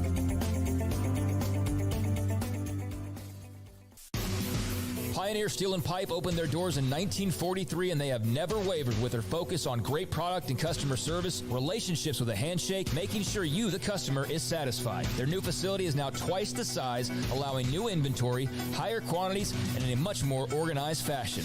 In addition to the long lengths in tubing, angles, channels, rods, and flat, Pioneer Steel & Pipe now offers several shorter, more convenient lengths of material already cut. Their 2,500 square foot showroom has over 1,000 new products in stock, new welding supplies, hardware, quickcrete, and do-it-yourself components for any project, whether you are a professional contractor or weekend warrior. The new facility is designed to make your loading experience faster and more efficient with easy drive lanes around the building and much more room to get your trailer loaded. Our location may have changed, but our values haven't, and our relationship with customers goes much farther than just business. Pioneer Steel & Pipe on Loop 340 and Highway 6 and just east of I-35 in Waco. Some say a dog is a man's best friend. But I tell you what, boys, you better think again. 'Cause there ain't nothing better then some cows, pigs, and turkeys too. I love to cover them in sauce down at Rudy's Barbecue. Bring all your friends to Rudy's for some tasty oak smoke barbecue. Next in line. This is 365 Sports, powered by Sikkim365.com. The 4 o'clock hour is sponsored by Boozer's Jewelers, the wedding ring store, specializing in custom jewelry and repair, all in-house. Now here's David Smoke, Paul Catalina, and Craig Smoke. Welcome back. That's not true at all. It's just me. And Peyton Soysher joins us, and Peyton and I have spent a lot of time together this week. Garrett, I've made a lot of new friends this football season. Peyton, Kenneth Davis, Connor O'Gara. Yep. When you're left Evan Abrams. Yeah, Evan Abrams. When you're left alone on a talk show, you have to make new friends. So that's what we've done, and one of my favorite ones is Peyton. RankingsRightNow.com.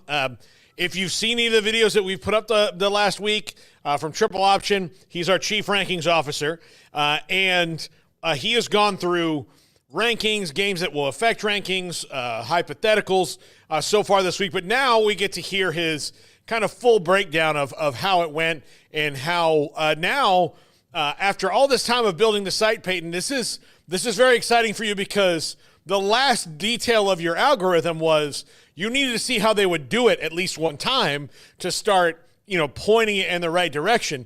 You got really close, but really close, is great, but now you actually have data that you can point in the direction.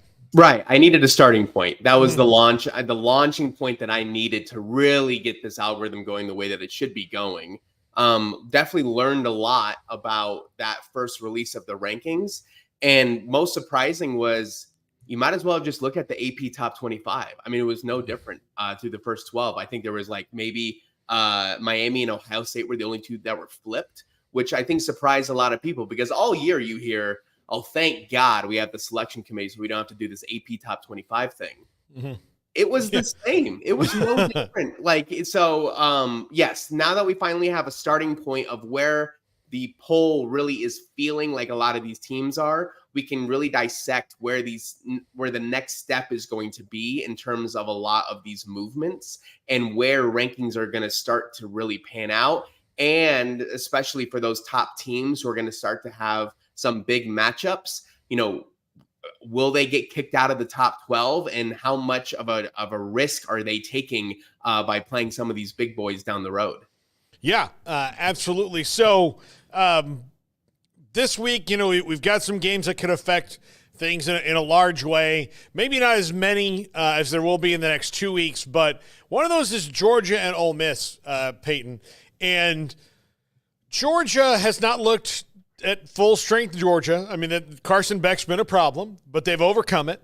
Mm-hmm. Ole Miss has 26 players on the injury report this week. So, if you were hoping for an upset, it's going to be even more surprising given the fact that, and especially the best player on all of Ole Miss, Trey Harris, is one of those guys who is out. He's definitely out of the game. So they have to do this without their biggest weapon, without a bunch of guys.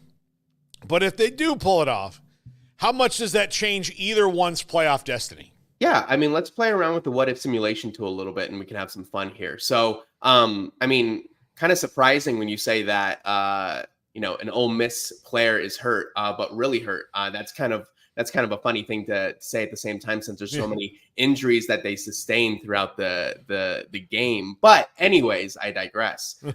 Here are the projected rankings that we're looking at right now. Here on Rankings Right Now, if you create a free login, you can go ahead and go on over to the What If Simulation tool. And in the What If Simulation tool, it allows you to pick all of the scores that you want. Now, it defaults to all of the Vegas lines for these games, but as you kind of just mentioned right here, Georgia 28, Ole Miss 26, right? Let's say we just flip this score real quick, and we're going to make this 28 to 26 the other way around. We're going to go ahead and confirm. We'll go ahead and zoom out. We also have a little section right here up top. If you've ever altered any games throughout your simulation, it tells you specifically what games you've altered. And if we run the simulation, what we're going to see is a lot of movement up top, right? When you looked at it right before, there was very few arrows. But now, if Ole Miss can pull this off, you have Georgia dropping down to 10, and you have Ole Miss moving up to 12. Now, this is a very interesting range right here, this Georgia, Notre Dame, Ole Miss.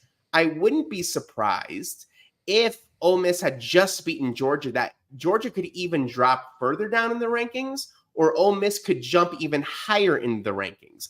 I don't think that you're going to have this 10, 11, 12 situation, especially since, as you mentioned, Ole Miss shouldn't really be winning this game just due to the circumstances surrounding it. But if you have a Georgia loss, it's kind of hard to put them at 10 and Ole Miss at 12 at that point. So maybe Notre Dame moves up a little bit and Ole Miss moves up a little bit. So Georgia could even have a more severe loss than just down 7. But I think what would make a little bit more sense is if Ole Miss were to even jump a little bit higher, maybe even +6, +7, and move into a striking range of that top 8. Who do you think that was in this before the rankings came out, that's on the outside looking in, that has the toughest road now to get back in? Maybe Pittsburgh, just because they got hit so hard by SMU. I mean, and Pittsburgh is playing Virginia this week, I want to say. Let's see. Yes, Pittsburgh is playing Virginia. Like, you need to take advantage of those shots when you have them. Same thing with Clemson, right? Clemson had their shot against Louisville last week. You have to have a signature win on your resume. So if you finally have that Pitt versus SMU matchup and you blow it, it's really hard for people to forget those. So now it is a very much when you beat teams and how you did when you beat them. That is a catastrophic loss for Pitt. So even 18 sounds nice, but I don't understand how you're going to really make your way in unless you kind of win out through the rest of the way. And you have SMU ahead of Pitt to try, and it's going to be a lot of blocking that's going to be going forward. So you don't Miami's going to be up there at the top for a remainder. I think they have 1 or 2 difficult games left, but the rest of that ACC is really struggling right now to try and break into that top 12. SMU is really the only one that has a shot. I don't think Pittsburgh is going to make a real run at it anymore, just because that one loss happened to be at a bad time in the season. Peyton, when you what happened? One of the things we didn't talk about this week, and I was kind of curious about, when you got the rankings on Tuesday night. I mean, you sent me a text nearly immediately after about what they were, but what was the process of going through, putting that in, and then getting that? Like, did it take you a minute, or were you kind of ready for it? In terms of like updating the website, or like updating it, figuring out, I mean, do you look at the algorithm you had before and then see what data you're missing, or is it more plug and play than that? It's very plug and play. So everything's very automated. I work very hard to making sure that things try and stay as real time as possible. Even the scores throughout the day are near real time. So if you ever go onto the website, you want to see, hey, a touchdown just happened, jump on the website, refresh your page, and see where the new rankings are based on that. But one of the things that was most curious going into this was you can't use the same logic, as silly as this sounds. You can't use the same logic for the weeks after the rankings have been announced as before. So that's what I was testing out a lot this year, and that's when we saw that Notre Dame up to 2. If you use the same logic after the rankings have been released versus before the rankings have been released, it doesn't match up very well. And so that was one of the really surprising things when we saw the AP poll being so close. Is it kind of, made me think a little bit about, do you just really need to use the AP poll as kind of your last reference going in, or do you need to come up with a separate algorithm that just tries to predict where everything's going to line up in week 10 or week 11 and then switch algorithm? It's a lot of algorithm handoff, but everything has been very, very interesting on where things are and how they've been in the past. And there is some change and some overlap between, people who are on the panels and maybe how their thought processes are. But for the most part, it's very, very predictable, regardless of the algorithm that we're using and who's a part of those committees. They tend to have the same kind of feel to it. So we don't take SEC into bias, or bias into account. We don't take Big Ten bias into account. It's very much where you're ranked and who you're playing, when it's happening, and who ends up as the winner. And it can become very predictable from week to week on where things are going to end up.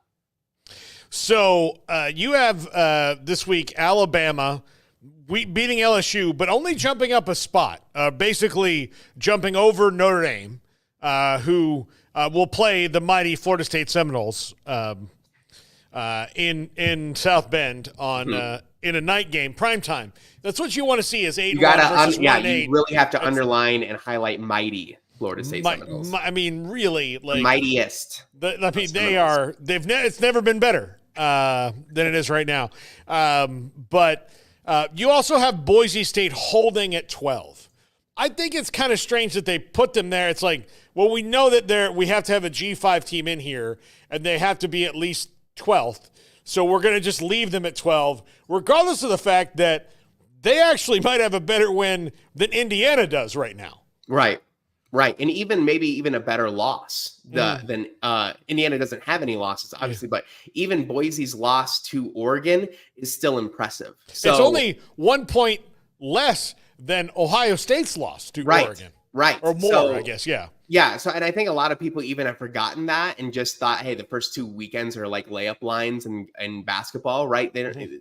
We're just loosening our legs. But I don't think a lot of the really tricky part about rankings and what a lot of people misunderstand is, hey, we win, we get to move up in the rankings. It's not exactly how that works. One of the trickiest parts of it is who ahead of you is opening that gap. Now, Indiana might have a little bit of trouble this weekend against Michigan, right? But they're playing at home. They've played all their games really nicely at home. Oregon is looking to blow out Maryland. Ohio State plays Purdue, right? So unless you have a Georgia or Miami, Georgia Tech is actually very interesting, right? That Georgia Tech has been off and on all year. Miami has been off and on all year, but they just happen to time it out at the very end, right when they need it, right? I don't see Texas beating Florida. I don't see Penn State losing to Washington, although that one might be interesting too, right? Mississippi State's not going to compete with Tennessee. So unless you have somebody competitive and you have a rivalry game, maybe like the Holy War over with BYU and Utah, that might shake up something, it's really difficult to open up a slot for everyone to kind of move up a little bit. That's why Alabama with a good LSU win can only move up one, right? If Alabama loses this game, by the way, you're now looking at a 3-loss Alabama team. So let's just call this 37-30 and run the simulation. You're really looking at big trouble for the Crimson Tide. You're down to 18 now. I don't think they can recover from that. I certainly don't think that they're going to make the SEC championship game, and you need that extra win to help you, right? They needed that extra win to help them last year for sure to make it into that top 4. You're not going to put a 3-loss team into the playoff committee, especially when you have teams like BYU, Indiana that might go undefeated, might have 1 loss, right? I don't see how Alabama can lose this game to LSU and still survive. This might be the end of their championship hopes this week against LSU. Wow. Yeah, that's crazy to think that. There was one other game I wanted to ask you about. I'm sorry, I lost it while I was listening to you there. Okay, Penn State. Obviously not like getting punished that much for that loss to Ohio State, but they never win. But do you think that they might be on like style point alert, at least for the level of their ranking for the rest of the year? Because as it stands, it looks like they're going to fall ass backwards into the playoffs. Well, right. I mean, I think that's the attitude that a lot of people are showing. I mean, they came close to beating Ohio State. I think a lot of people have already, like, we live in a very funny time where either you won or you got killed. There's no middle ground. There wasn't a battle, right? Like, even if you saw Oregon and Ohio State, you'd be like, oh, Oregon killed them. No, they didn't. Like, it was a crazy game to the very end. Penn State had their shots, right? Now, you take into account all of the Franklin coaching decisions over the years and how we can never get over the hump and, you know, all these things that are going on and on and on over in Happy Valley that a lot of people have just kind of said like, Penn State, they're not a real thing. If Penn State beats Ohio State, which they very closely did, let's actually look at what would have happened if we go back a week and we say they win that game. And let's see, where are they? Was that what right here? Sorry, right up top, right? Let's change that. Let's make that 21-20. They go for 2, they get it, they hold them at the end, they win the game, right? Let's see where we think they would be stacked up right now. Number 3, right? Ohio State's down to 10. And I think that would be a disappointing loss for Ohio State at that same time. So I don't think that they're completely out of it yet. Another loss would be very concerning. And that would be the, there's the fraud alert that we were all talking about. But I really don't see why so many people are against Penn State and treating them like a non-legitimate team. They might not have the greatest strength of schedule, but you can make that argument about a lot of these teams up top, right? So let's not try and throw some, they're not Georgia or they're not Texas and they're playing all these top-ranked teams every single week. The Big Ten's the Big Ten. It's a legit conference. They're winning. They're doing well. They had one bad ending to a top-ranked opponent. Ohio State is nothing to sneeze at, right? I think that the selection committee did a good job by putting them low enough to say, hey, we're warning you, but high enough to say we still are going to take into consideration how well you've played throughout the year so far. So when does your work begin on Saturday night? I pray that there's no uber late game, right? Where you're looking at a 9:30 Mountain game that happens to have someone like a BYU or a Kansas State that's playing a CU. I don't know why CU decides to play only extremely late night games. It blows my mind. The Holy War is like an 11 o'clock kick. Every week. I don't get it. And I live in Denver, right? I'm all excited to watch it. But by the time you see that it's like, there's 8 minutes left in the first quarter and you're passing 9:30, you're like, you can't be serious. So I try and get things going. I always mess it up because I always assume that someone's going to win and then at the very end it flip-flops and then I have to recalibrate everything. But right about like 9:30 Mountain is when I'm starting to put everything together and really try and see how things have laid out, where things are looking to go, and any surprises that I feel like are unwarranted. But for the most part, I'm excited. This algorithm is a little bit more restrictive than the AP algorithm that we've had. I've been playing all week about making tweaks to that algorithm to make sure that it's not as aggressive next year. So definitely learning a lot, but it's fun regardless of the time that I get to spend into it. Peyton Soysher, rankingsrightnow.com. Peyton, I will talk to you Monday morning, my friend. Let's do it, man. Thanks for your time, Paul. Appreciate it. That's Peyton Soysher, Rankings Right Now. He's going to be doing stuff for us throughout the week, little short things to kind of, give you an idea of kind of how these things go and what to watch for in the future. Coming up next, my new best friend in the world, Kenneth Davis, Big Ten country. I just have a feeling he and I and our wives are going to go on a vacation together one day. More than likely. It's going to happen. I already talked, like, we're going to go to Chicago and hang out. We have to. Garrett and Anna are going to come to. It's going to be a big time. That'd be awesome. Have you've never been to Chicago, right? That's one of my bucket list cities. I've got to get to Chicago. Especially since you guys like to road trip it. Yes. It is a pain in the ass to drive in Chicago because the speed limit's 55. Yeah, I experienced that in Indianapolis, and I was like, what the hell is this? Yeah. I remember hearing that Van Halen song, I Can't Drive 55. Yeah. And even I was like, well, where are you driving? Like, usually you can get somewhere where it's 65, 70. Hell, in Texas, I honestly think that we might be done with speed limits.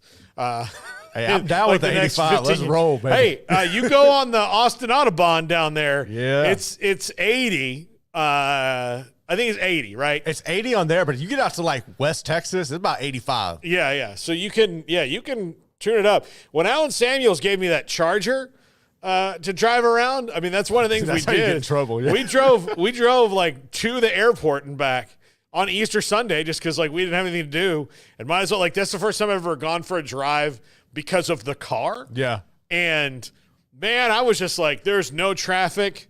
They're like, okay, I see. Oh, there's this kind of a slow truck pulling a trailer. Like, okay, get in the left lane. Like, tap, zoom.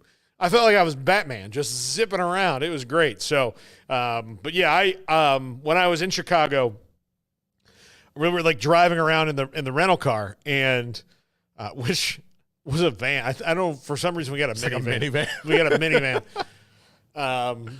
And it's just one of those things, like, do you want it, like, it was like you can have a free upgrade for a larger car. And there's my buddy and my dad and I.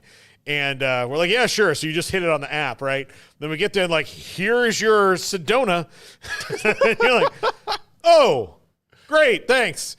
3 dudes in a minivan. Let's roll. That seems legit. But, I mean, I remember driving, like, we were going, my dad had a friend that we stayed with who lived like an hour outside of town. So it was a couple nights we stayed in a hotel in Chicago, but like he wanted to stay with his friend, and of course it's free, and he had a big house. And so we're driving, we're going through Naperville, and I was driving, and I was going like 70 miles an hour because like there's nobody on the road, and got you a little ticket. I know I didn't get a ticket, but like I drove past a cop, and he like pulled out and then drove up next to me. It kind of gave me the, like a warning, I guess. I don't know. He saw it was a rental car, I guess, because the license plate was from like Denver or something, or Colorado. And I was like, oh, and so I looked at the speed limit, it's 55. Like, I was like, oh my God, like, but there's no traffic. Like, how am I supposed to just so ridiculous? How am I supposed to go? Like, I get 55 through the middle of downtown Chicago. Like, you're not even going to get to go 25, but 55, like out in the sticks, you're like, what? How am I supposed to go this slow for this? I don't know. I don't get it. I will get tickets daily doing that. Yeah. So anyway, when we come back, you'll see my good friend Kenneth Davis of Big Ten Country, then Josh Neighbors, then the top 5 with guest top 5er, Steven Simcox today. That's all coming up. This is 365 Sports. When it comes to me and my money, I know the way it should be. I need a partner I can count on. That's Genco and me. Genco is my credit union. They're always there for me. They're people I trust. They treat me like family. My money, my future, my credit union. Genco. Automatic Chef is your local vending, office coffee, and micro market provider, delivering outstanding service to break rooms all over Central Texas for over 50 years. Automatic Chef brings the best products to your location at the best prices. With hundreds of choices in fresh food, coffee, snacks, and drinks, let Automatic Chef tailor a break room solution to your needs. Make break time great again with Automatic Chef. Automatic Chef Canteen, 6900 Imperial Drive in Waco, or online at automaticchef.com.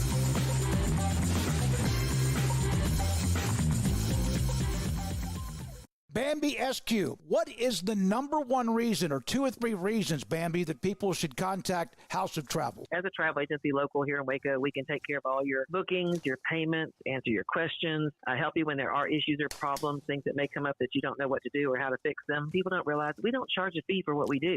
It doesn't cost you extra to use a travel agent. We're just here. We get paid by the tour companies and the cruise lines to represent them. But you have an expert on your side that's here and local, and you have a name and a face to put together to help you with anything that you may need. Give us a call. We can price things for you. We can help you answer questions. We can make it simple, easy, and one stop. Your knowledge of all the years you've done this and then spit it back to them or give them options? It helps us to kind of know a date range, a budget, what your goals are, and what you want to see and do on your vacation. And then that helps us to know what to look for, and we can narrow down and help you make the best choices for your vacation so you get the best value. You get exactly what you were hoping for, and making sure that it's taken care of with a carefree, easy, simple for you type vacation. I've been doing this for over 40 years. Every day I learn something new. I experience new situations and things that I can help take care of for people, whether it's just making sure you get the best deals and find the best vacations, or whether it's to solve that problem, like you've got a flight that's being canceled and you don't know what to do. There's weather coming up. Should I cancel my trip next week because of the hurricane? Those are things that we take care of and you don't have to worry about. You've got somebody that you can rely on that you know is an expert, knows what we're doing, have been doing this for a long time, so that you're not questioning, okay, does the person on the other end of the phone really understand what I'm asking or know how to find those deals? You've got an expert, and we are here to take care of that. For more information, go to houseoftravelwaco.com.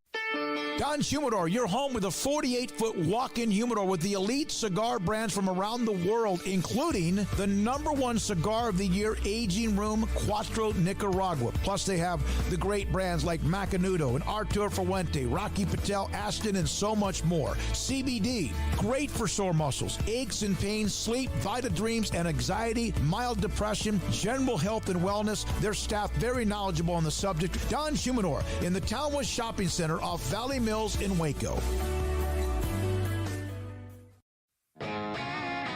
Want to send a message to the show? Jump in the Rudy's Country Store and Barbecue chat room.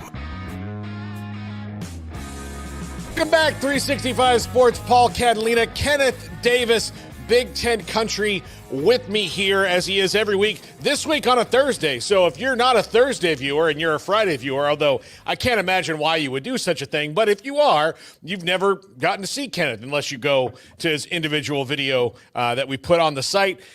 Big Ten this week, I would say it was an overall good week with the CFP and everything. I think this might be where you and I finally diverge in the wood, Kenneth. My opinion about Penn State is very low right now because of the Ohio State loss, the constant loss. It's not even just this one. It is when you look at the CFP ratings, a lot of teams get a little bit of a bump because of their history. For example, your Alabama Crimson Tide that you love so much are 11th. I don't think that they should be there. I do think that they're probably going to wind up in this thing at the end, and that will be because they've earned it, because if they come back from what they have and they're 10-2, like that's probably a great reason given their schedule to put them in there. But right now, I don't think that's happened. Penn State, I know they only have one loss, but to be ranked ahead of some of the teams that they're ranked ahead of, to me, is kind of silly. If you're going to bake in history into this, which I don't think the committee can help themselves doing because we're all human, then why is Penn State's history against teams that are ranked higher than them not taken into account? Because this is not just a recent thing. This is a decade-long problem. Well, welcome, and thanks for kicking me when I was down. My guts are sore. I'm sorry, buddy. I'm sorry. No, because, look, last week, and I have to take the L's that I came on here and prognosticated. You got to own it. You can't. I was wrong. I said I was going with my heart. And I said if Drew Howler was healthy and Drew Howler was healthy enough, it was a battle of two coaches that really haven't gotten it done when it comes to top 5 matchups, and that history is worse when you're looking at James Franklin and the duration that he has been at Penn State. And this was at home, and being someone that it was a chance that they can win that game. But even if you look at it, there were turnovers that by Ohio State that kept them in the game. Mm-hmm. So it's actually even worse than the 20-13. I am openly, unabashedly the president of the Drew Howler fan club. But everything you said is right. And I mean, you got to, when you're looking at where Penn State is ranked, it's more of what you said as far as who haven't they beaten when they're in this position. Like we can go to last year before the schedule kicked up and they faced Ohio State and Michigan last year, and it seemed like they were kind of riding high. But also, who have they beaten this year when the chips were really on the deck? So I can't cover for Penn State. I think I still believe in ways that the victory was more important. And I guess the rankings kind of tell you that too for Ryan Day and Ohio State. But James Franklin has been getting a pass, and at some point the rubber has to meet the road. I guess this is the question I asked myself: what are real expectations for Penn State? And this is just Ken in his head of Ken and thinking, because this is some of the things that the questions I used to have for Michigan when we were talking about jettison Jim Harbaugh before this run that he had the last years prior to leaving back to go to the NFL, right? And James Franklin has been there about the same amount of time. And I don't, in some places, and I know this would be heresy in the state of Pennsylvania, look at the program as Penn State is kind of is what Michigan has been in the history, even though they're both really two storied schools. When, you know, a lot of times nowadays people don't know the schools of the history of Penn State under Joe Paterno and Michigan under Bo. But yeah, Penn State shouldn't be ranked as high. And being someone that's a fan of theirs, I think we're going to get more chances perhaps to prove that they shouldn't be ranked as high, as it looks like they're going to fall into the playoffs. And if they do, chances are they're probably going to have their lunch handed to them. James Franklin just hasn't gotten it done. The offense was stymied at times last week. Defense still played well, and I've been on here and I've kind of gotten on Tom Allen at times. Defense played well against a talented Ohio State team, but at home at Beaver Stadium in Happy Valley, this was the game, and it was bad. This was bad business for anybody that roots for Penn State. So I'll take the kicks. You know, me and you are buddies, and you can't be buddies if you can't talk trash to each other. Then that means you're really not being buddies. But you're right when you're saying, I'm not just saying that because I'm here. I'm saying it because it's just facts. And I hate to say it. It brings me no pleasure saying this about Penn State. And I mean, there's a lot of stuff when you're looking at just how everything went bad at Penn State. And I'm not even trying to come over here and think about those bad times, but I think about my childhood and looking at Joe Pa on the sideline with the little black shoes, times he was standing too close and get like this, enjoying LeVar Arrington, just enjoying Penn State football. And it really hasn't been the same in a long time. And it feels like that's kind of the way it's going to continue trending unless they do something in the next season or two to kind of get over this, where they can never beat the top teams in the Big Ten, in Ohio State and Michigan, and now looking like what's going to be Oregon is one of those schools that's the blue blood of the Big Ten moving forward. Yeah, absolutely. So, Ohio State has a 1-point loss to Oregon. They got a scare against Nebraska, which everybody gets a scare. I think that's one thing that people are really bad at looking at. Like when you look at teams holistically, they'll pick a team that they have an agenda against. They'd be like, well, they almost lost here and they almost lost there. And be like, look, buddy, I could probably go to outside of Georgia, 2 and 3 years ago, I can go and tell you every team that's good has a scare. They have one. It's, you're not going to be a juggernaut 12 times in a row. You're just not. Now, the great teams, when they're not a juggernaut, can still wake up when it matters and win a game and go home and go, okay, we got to play better next week. But Ohio State maybe appears to me to be turning a corner, but the same things I feel about James Franklin are true in a much smaller aggregate against Ryan Day. He just got a big win. That was important, but still a losing record. Do you feel, I watch him and I can kind of see the tremendous pressure he is under to deliver what Ohio State fans have been missing since Urban Meyer left. And I wonder if he'll be a little bit of a different coach if he does get over that hump, where he won't be so cagey and all that. Because you can see it, right? You can see the way he reacts to things. It's look, he hears it from every single person in Columbus.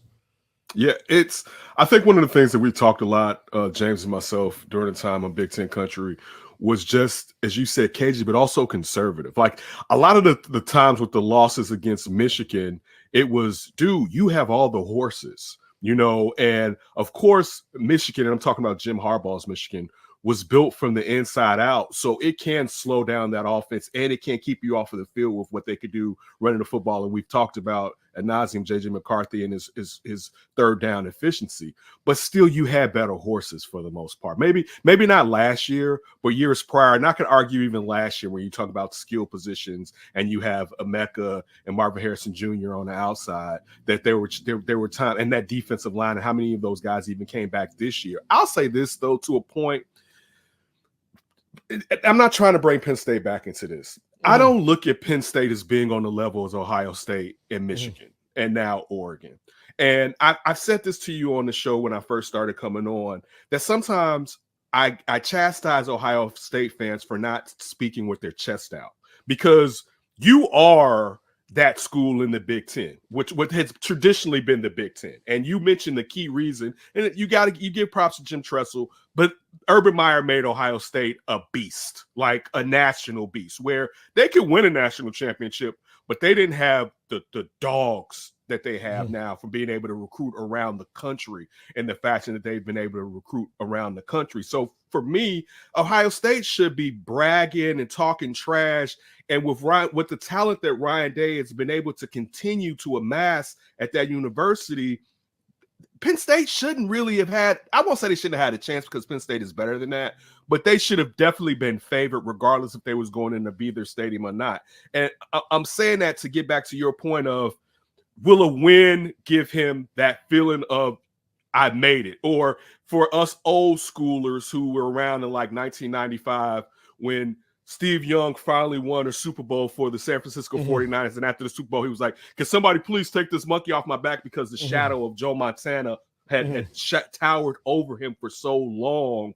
I don't know if Ryan Day will do that, because I don't know if this is a part of who Ryan Day is as a head coach, Paul, to really answer your question. He just may be this guy in some ways that kind of gets in his own way to me in some ways, where, again, and I get sometimes, of course, when the game is at hand, there's no reason for you to turn the ball over and perhaps risk losing the game. So I'm not saying it should be old school college football where you wanted blowouts to make sure the committee would rank you higher from the AP or the coaches or whatever. I get that, but this is a different day. But there are just times when you're talking about what he has, I feel that he underutilized. And I don't know if that'll stop just by, for instance, winning the national title. Perhaps it will. I will have to see afterwards, would he kind of turn over a new leaf and kind of relax and enjoy the spoils of, hopefully the spoils of what that university could do under him, and the amount of great talent that they continue through the transfer portal and through recruiting bringing into Ohio State. Yeah, look, and and this is a bias, obviously, but I grade everything on the Bobby Bowden standard, right? Because that's the coach when I was in college. And he just, when I look at this every day, and I understand the pressures are probably even higher than when he was coaching, because of just, we're not talking about billions of dollars that are involved in this and big high-level financial decisions. But I never got from him. I never got from Steve Spurrier, honestly. Like, there were the coaches of that era that knew that, like, all right, look, this season's over, the next one's on here. I make the money, so I have to take this, right? James Franklin has a little bit of a problem with that. We saw last week where he bubbled over to fan. Ryan Day has a huge problem with it. And I do think that, like, more Pete Carroll was like that a little bit. And then at the end, it got a little, dicey when they started talking about NCAA sanctions. But, the best coaches are the ones that are, when they get criticism from people who aren't, experts, are like, okay, well, that's your opinion, but, I get paid a lot to do this, so I have to eat some of that, but I can move on. Ryan Day has definitely not mastered that skill. But you know what? Okay, let's just use the example of the guys that you just mentioned here. You mentioned the old ball coach and Spurrier, and I'm with you. I will forever love Bobby Bowden because Florida State was that school when I was a young person, just the uniforms and everything, Yeah. the movie, the program, whatever. Yeah. And I'm not even just saying that because we're cool or whatever. But the thing was also, they had established themselves. And like, this is also me. I'm not saying this is fact. This is just my opinion. All right. I'm not a psychiatrist or anything like that. Ryan Day, to a degree, is still quasi living in a house that Urban Meyer built. And he hasn't changed the paint and altered it enough to where you're like, yeah, that's Ryan Day's house. It's still like that's Urban Meyer's crib. And I don't know if he will change that, but I think if winning a national title, it's easier to let the water run down your back, as you're mentioning those guys. Like the people that you mentioned, they basically left. It was like, okay, even at the end, it was time for them to go. It was like, okay, time has kind of passed you to a degree. And we know, Spurrier went on to South Carolina or whatever. And Bobby Bowden was just getting up there in years. It was time for Bobby Bowden to go ahead to his next phase in life. But they were the institution. Like that's like that. And I don't know how many coaches. Of course, you have Alabama. Nick Saban became the institution in a house that Bear Bryant built. Who would have ever expected that? You know what I'm saying? But winning gives you that arrogance in a way to that or a laissez-faire attitude was like, whatever, I don't have to worry about what you're saying because look at the results of what I've proven. And with the weapons that Ryan Day has had, and partially due to Jim Harbaugh at the time being in Michigan, it's kind of buffed him. And of course, you got the situation where Kirby snuck out of there with a victory. Like that was Ryan Day's right there with CJ Stroud. And Georgia got out. They got out of that one where I don't think anybody had Ohio State playing to the level that they played in that playoff game against Georgia. And that was the one perhaps that Ryan Day needed to where he can kind of, if he will, relax again. I have to see it happen to know if that's in his character. He may just be wired like this. Yeah. You're right. All right, too. A couple of things like this week. I didn't want to talk about a lot of the games because again, there's not a lot of like season affecting games here. But I'm curious about Indiana and Michigan. I feel bad for Indiana that this was their first chance to. If you look at the schedule, when they looked a couple months ago and felt they might be pretty good, this is a first chance to prove like, hey, we can go toe-to-toe with the big boy, and the big boy doesn't have a quarterback. Like they have literally 21 other positions pretty well filled out at the 2 deep, but the quarterback it's even, Garrett is an LSU fan, and he lived this for years with Les Miles and misery. Yeah, of 21 other positions. Actually, let's say 23. Oof. Kicker and punter were always good. They had NFL kickers and punters. But the quarterback was just bad. Michigan is living that right now. And so because of that, they're just not really that viable. They can still run the ball. I do feel bad that Indiana won't get to like chalk this up in the corner of like, hey, we just beat Michigan. But I still think it's a game that'll be interesting to watch because it will be them taking this offense against what is still a really good defense. Really good defense, really good special teams. You mentioned that they can run the ball. I think next year I will have the sentiment that you just said, and that's of course thinking that this isn't going to be a one and done. This is what Kurt Cignetti is going to continue to do at Indiana. But I think flipping this season the way that they flipped this season and being undefeated, I'll take Michigan being kind of down right now where we're trying to steal us one. Let's just be honest. And it's not a total thievery where usually like Alabama has done that, where it was like, yeah, Alabama's rebuilding, quasi reloading this year. And the Bryce Young, we stole that one. Like we weren't kind of supposed to win that one, but it was like snatch, we got it, we out, right? Yeah. And that's what I mean when I say stealing, where you're not early on the odds-on favorite, but you end up having a significant season or actually winning the national championship. I'm not saying Indiana will win the national championship, but they definitely have a chance to be in the running. And we've talked about in the past of them being out of the top 10 and now looking at the CFP being open and them being right smack in the middle of it. If I'm them, I don't even want Michigan to have a quasi JJ McCarthy light because one, any loss because of who you are could be and will be held against you in the court of college football law. Mm-hmm. And this right here allows you to go ahead, whoop them, do what you need to do.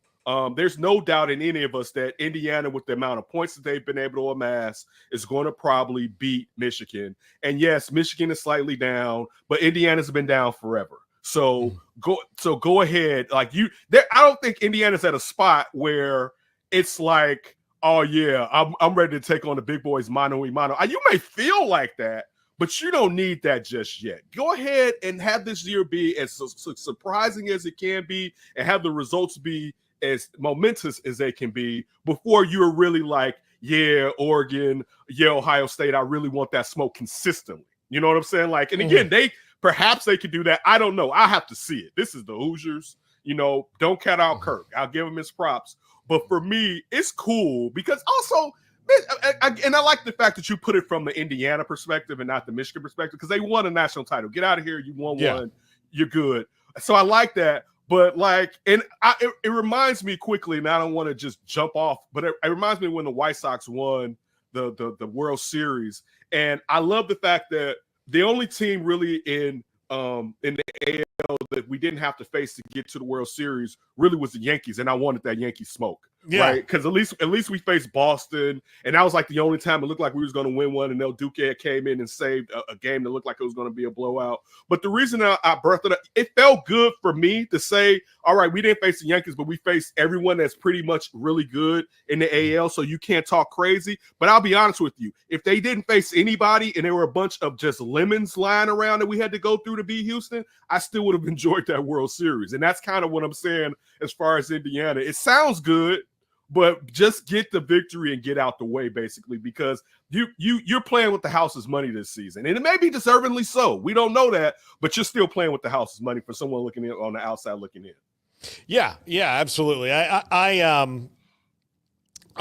think that, look, I think they're going to wind up in the playoffs. I really do. I think there's not much. I mean, they win this week, beat Ohio State, like, they might wind up in the or lose to Ohio State. They still might wind up in the championship game. We don't know what's going to happen. But if you were to talk about a one-loss Big Ten team that deserves, to me, to be in the playoff over Penn State, it would certainly be Indiana, because I think they've got it like better off than Penn State. I agree. I as the Penn State backer, I agree.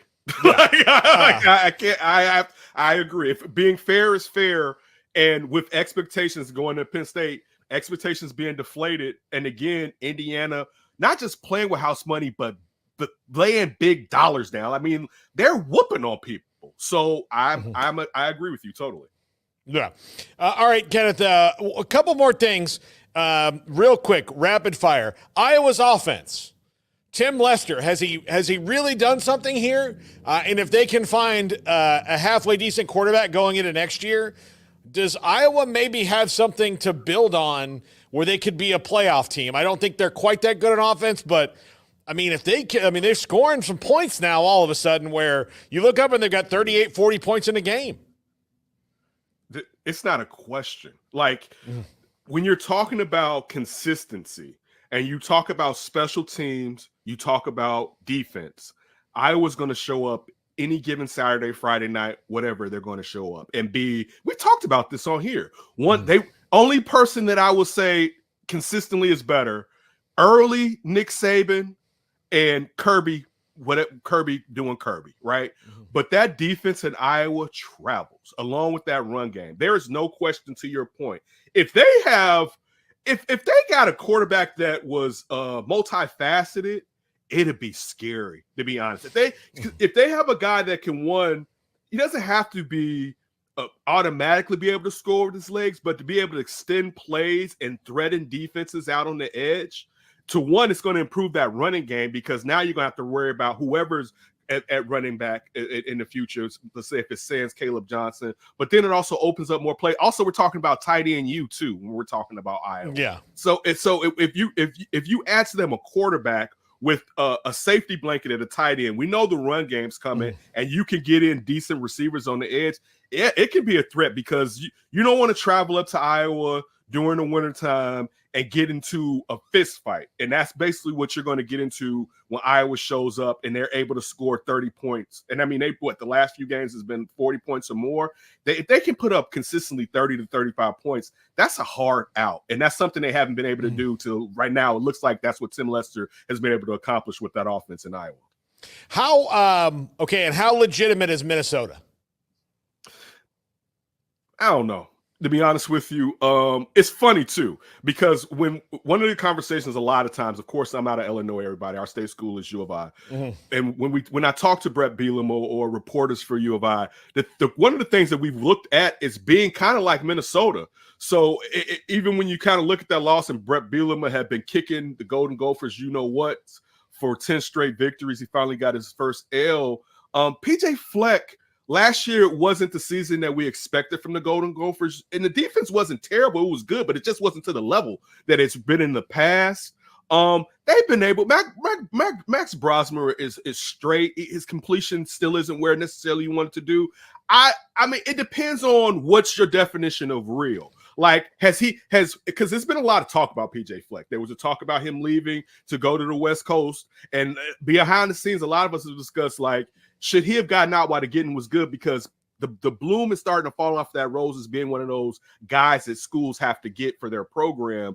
And so I would put it more that perhaps PJ Fleck is still keeping his name out there as one of the coaches, the up and coming program changers, because I think that was kind of slide. But being real, like, no, not at this point. They have to get back to being consistent like they were before last year. Like, this season, it's an improvement from last year, but there's still, and I know they've been on a winning streak now for 4 games. It's still got some of the smell from last season. Okay, they have to fumigate and get back on the track where it looked like when he first got there, for me to say, like, yeah, Minnesota is really real.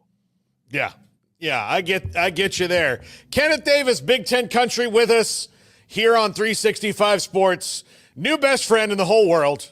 Like, one day, me and the wife are coming to Chicago, and we're going to rock it. I'm telling you, she's a native. She was born there. So I told her, I was like, hey, we got to get it to Chicago. I've got this new – she watched the segment. She's like, okay, I'm down. Like, let's go to Chicago. So it will not be during the winter months, Kenneth. I'll tell you that. No. Don't do that. Don't do that. Yeah. She knows and you know. You both know. Look, if you ever see me in Chicago in December, January, February, I'm on the run. Like, someone is chasing me.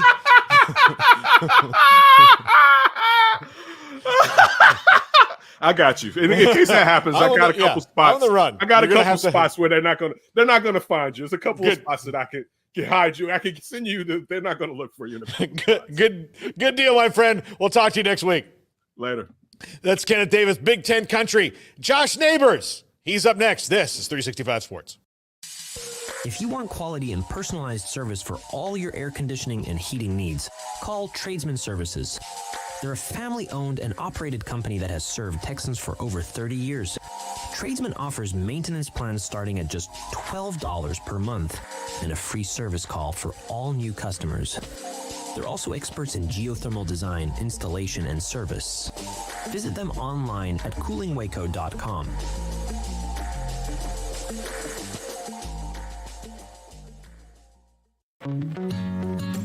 Established in 2007 and independently owned, Alliance Bank Central Texas is committed to helping families and businesses meet their financial goals. From their tellers to their board of directors, they know the importance of superior service and competitive products. Customers have confidence knowing that their financial needs are in good hands. It's your bank, Alliance Bank Central Texas, with 2 Waco locations, 4721 Bosque Boulevard and 191 Archway Drive on Highway 84, and at alliancebanktexas.com. Member FDIC and equal housing lender. Hi, I'm Mark Stewart with Bird Colgan Ford. It's that time of year, it's football season. Bird Colgan Ford is a proud supporter of the best high school football right here in Central Texas. BK Ford is proud to sell the #1 selling truck in Texas, the F-Series truck, 47 years in a row. Come see the largest showroom in Texas and experience better at Bird Colgan Ford.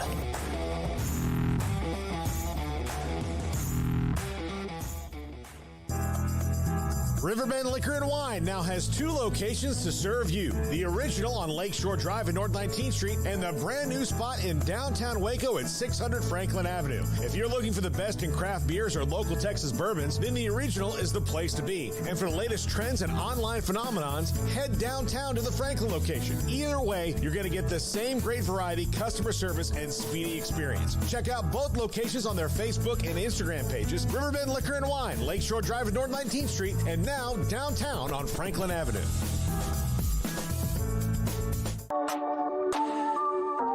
This is Craig Smokes Off the Radar, presented by Alliance Bank.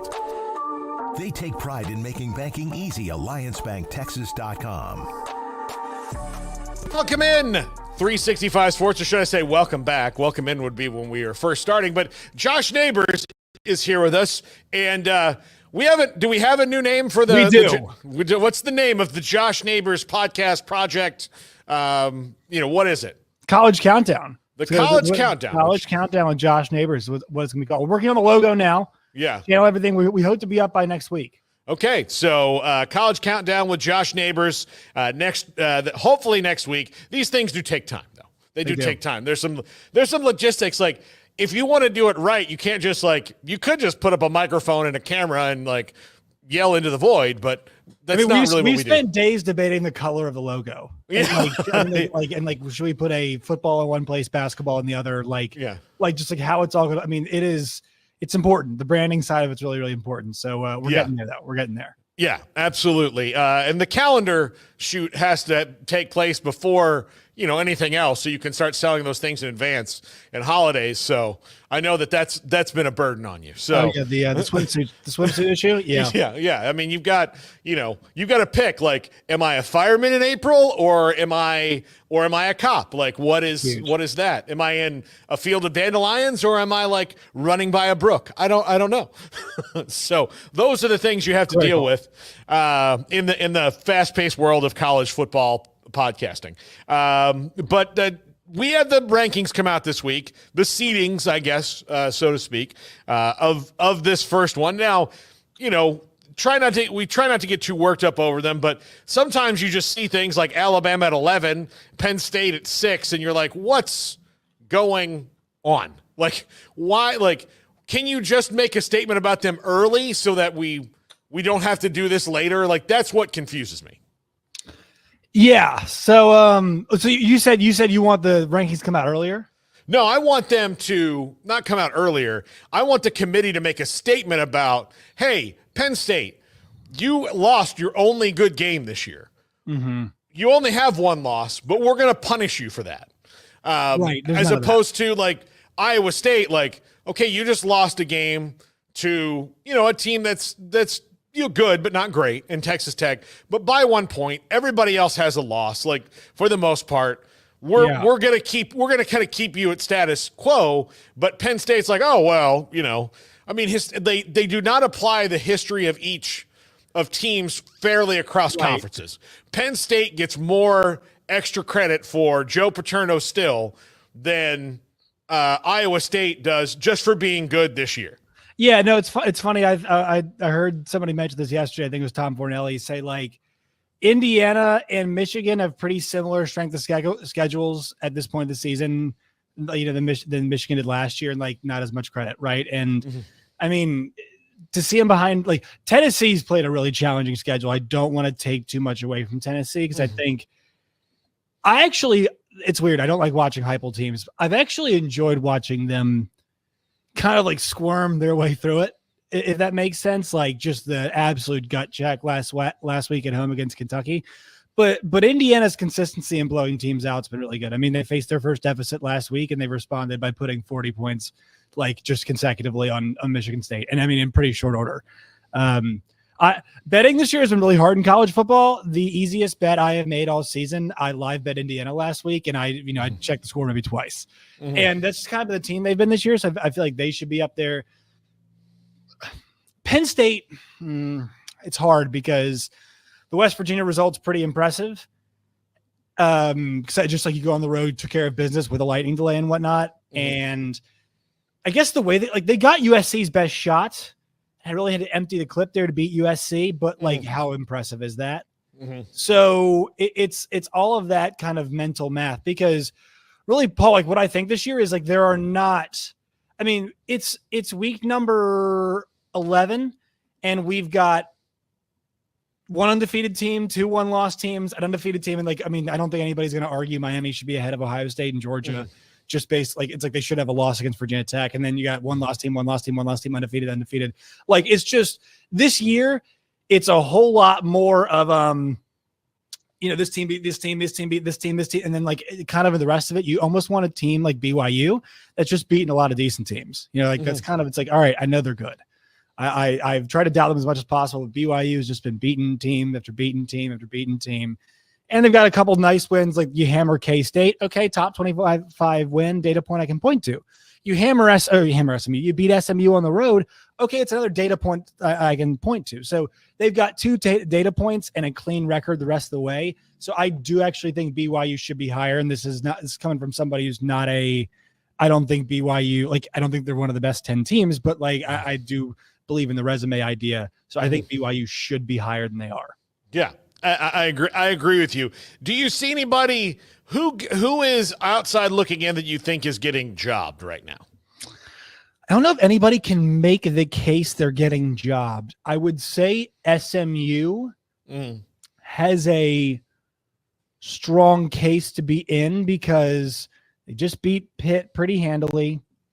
I know the rest of their schedule is not like super, super good, but they do have a win at Louisville. They had to run a 3 straight. They had the 3 straight road games where they had Louisville, Stanford, and Duke. And I mean, they won all 3 of those. Like that's not, I know Stanford and Duke aren't really that good. Duke's not bad, but man, to go on the road and beat a couple of those teams, really, really good. And the Pitt win was pretty resounding. So I think SMU's got a case, but you're kind of asking yourself at that point, okay, who you're taking out. I know Bama's probably right in the crosshairs. My alma mater, the Missouri Tigers, are a big factor, I think, in why Alabama's still up there. Missouri being ranked to me is a little bit of a joke. Don't think the Tigers deserve that ranking, but they are ranked. And so I think a big part of them, Alabama being up as high as they are is the ranking. But it's, they've had that Tennessee loss, and also the Georgia loss is more than just a loss. It's the fact they were so terrible in that first half. And it took them getting kicked in the teeth repeatedly to find that next gear, and they still lose the game in the end anyway.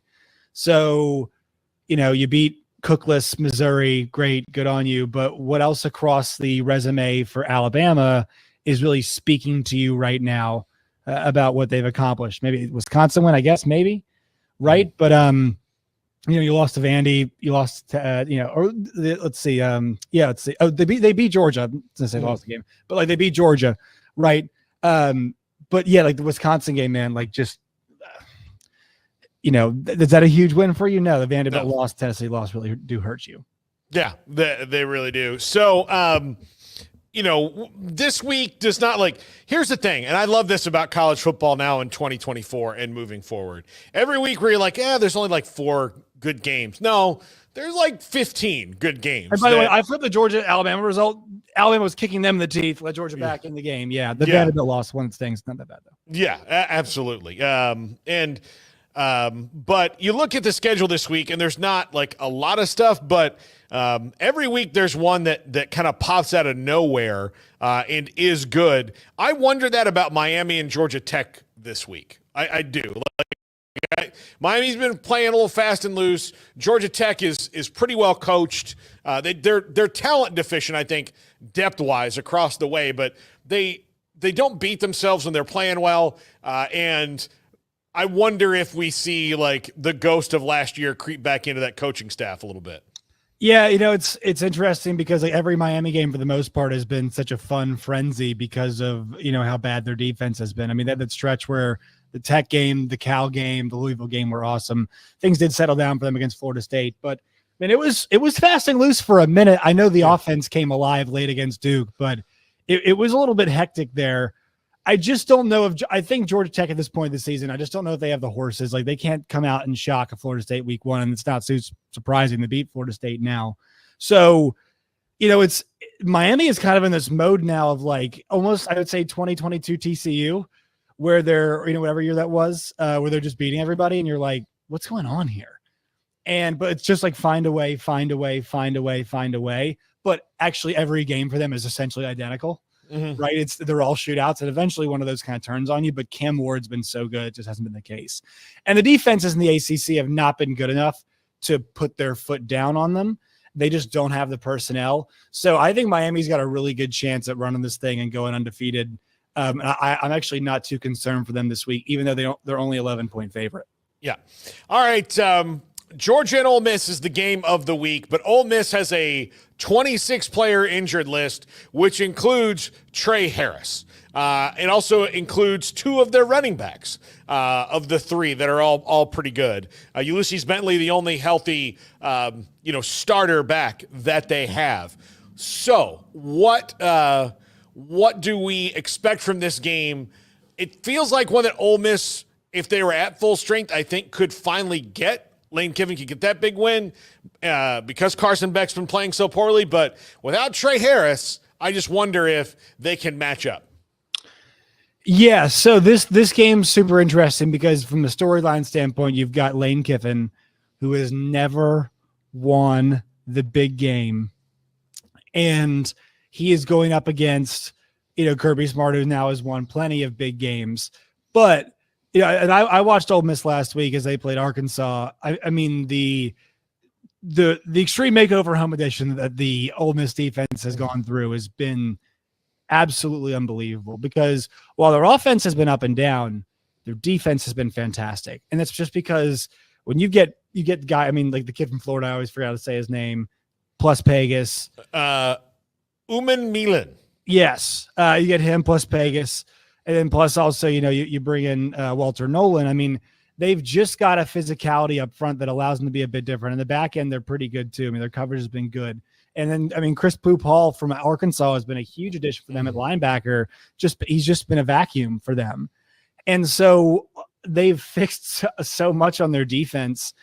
And I'm wondering this week if they can generate some pressure and make life bad for Carson Beck, because there have been some really terrible stretches of play for Carson Beck this year. Now, what's been funny is the 2-3 pick games he's had, they've won them both. And they actually won them both by 2 scores, right? Things got dicey late for them against Texas, but they ended up having that put their foot down drive. And then obviously Florida has the quarterback injury. So the confidence of Carson Beck is something that has to be watched because of how poorly he's played in these 2 significant contests that they've been in. One was away. Actually, both were away from home. One was at Texas, one neutral site against Florida. So that's the number one thing I think we have to look at. Obviously Ole Miss has to win this game to get in, but for Georgia as a national title contender, the thumbs up is you push Texas around when you had to. The thumbs down is how many Carson Beck 3-pick games can you survive against good competition before it comes back to bite you? Yeah. Because this is not is that an aberration thing? He's done it now twice. Mm-hmm. So, and this is definitely a type of defense that can make it happen a third time. So you need to be quick, you need to be clean, you need to be efficient against Ole Miss because, they could block them up and hold them off, sure, but I have to think at some point in the game, Ole Miss does generate some pressure. Last game we'll talk about, and then we have to talk about Billy Napier. Tech and Colorado.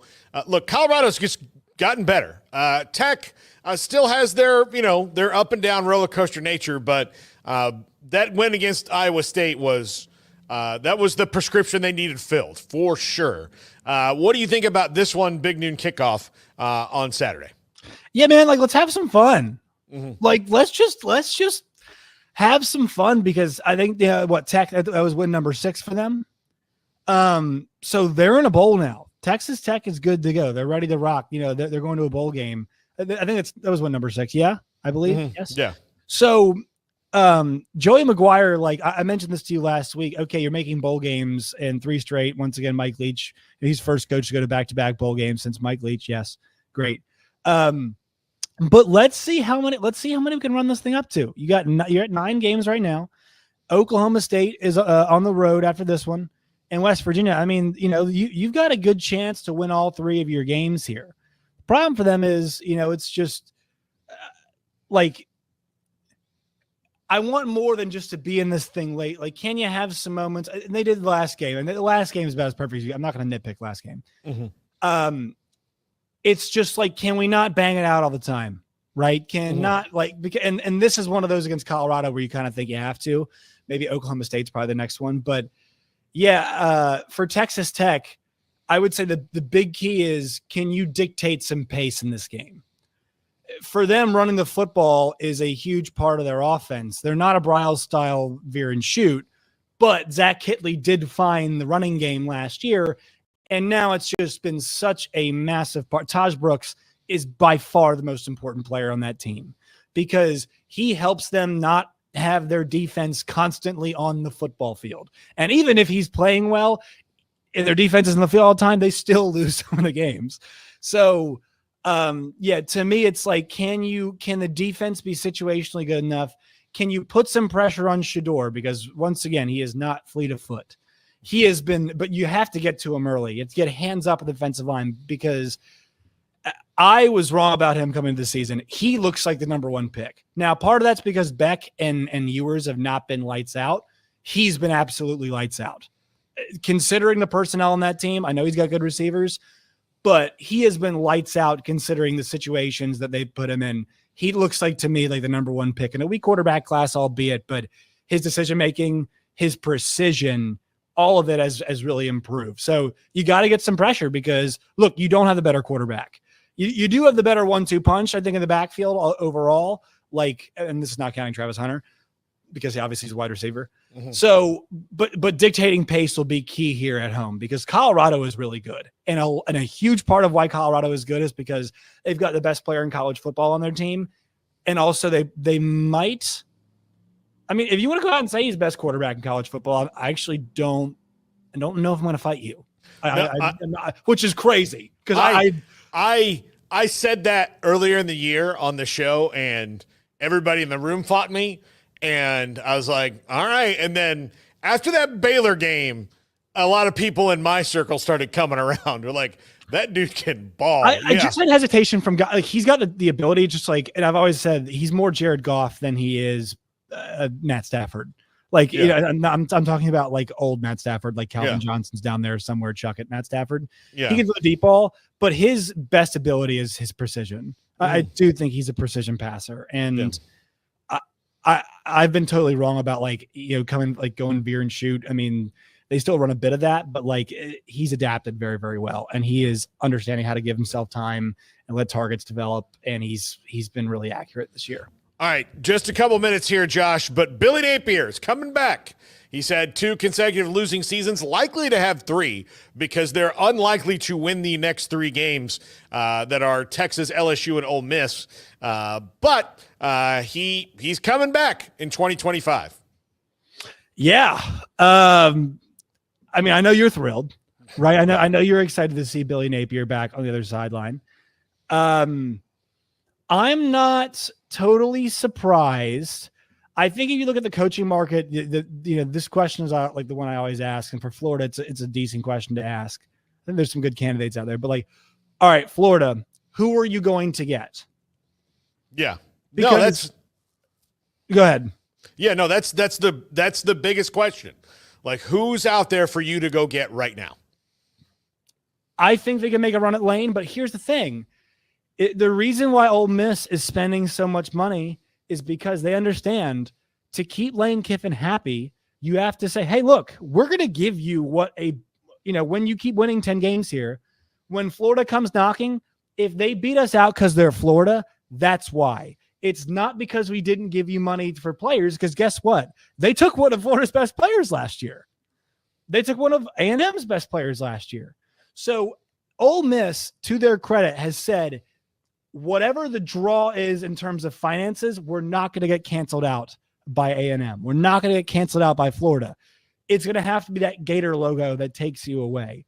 To me, Rhett Lashley is probably in a great position. I think Rhett Lashley is probably that hottest name for a lot of jobs, but guess what? SMU is so committed to the ACC that they're not taking television money for 7 years.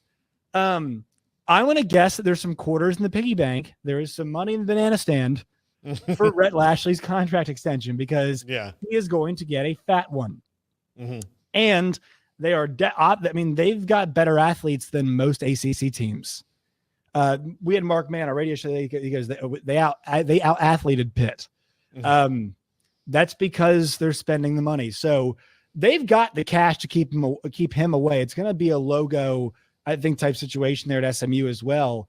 That would keep, or take him away. And I don't think Kurt Signetti is going to leave Indiana.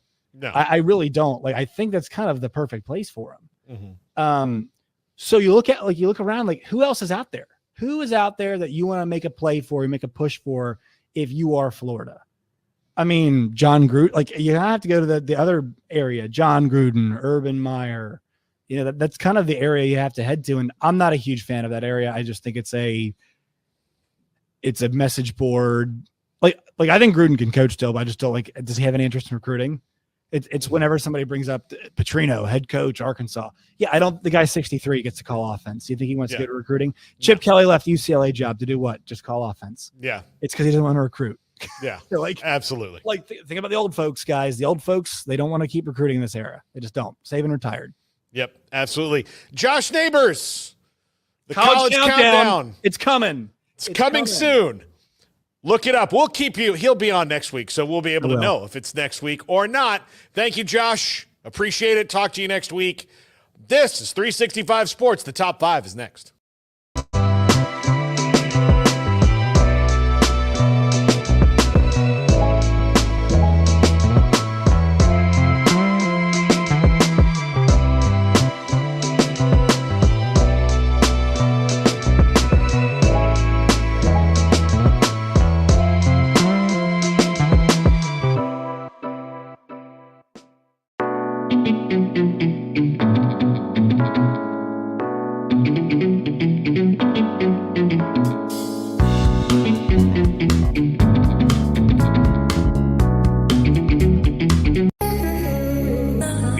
For Paul Catalina's Top 5, brought to you by Texas Beef House. Where's the best beef in Texas? Your house when you order from Texas Beef House. Unleash the flavor of Texas raised Wagyu. From our pasture to your plate, TexasBeefHouse.com.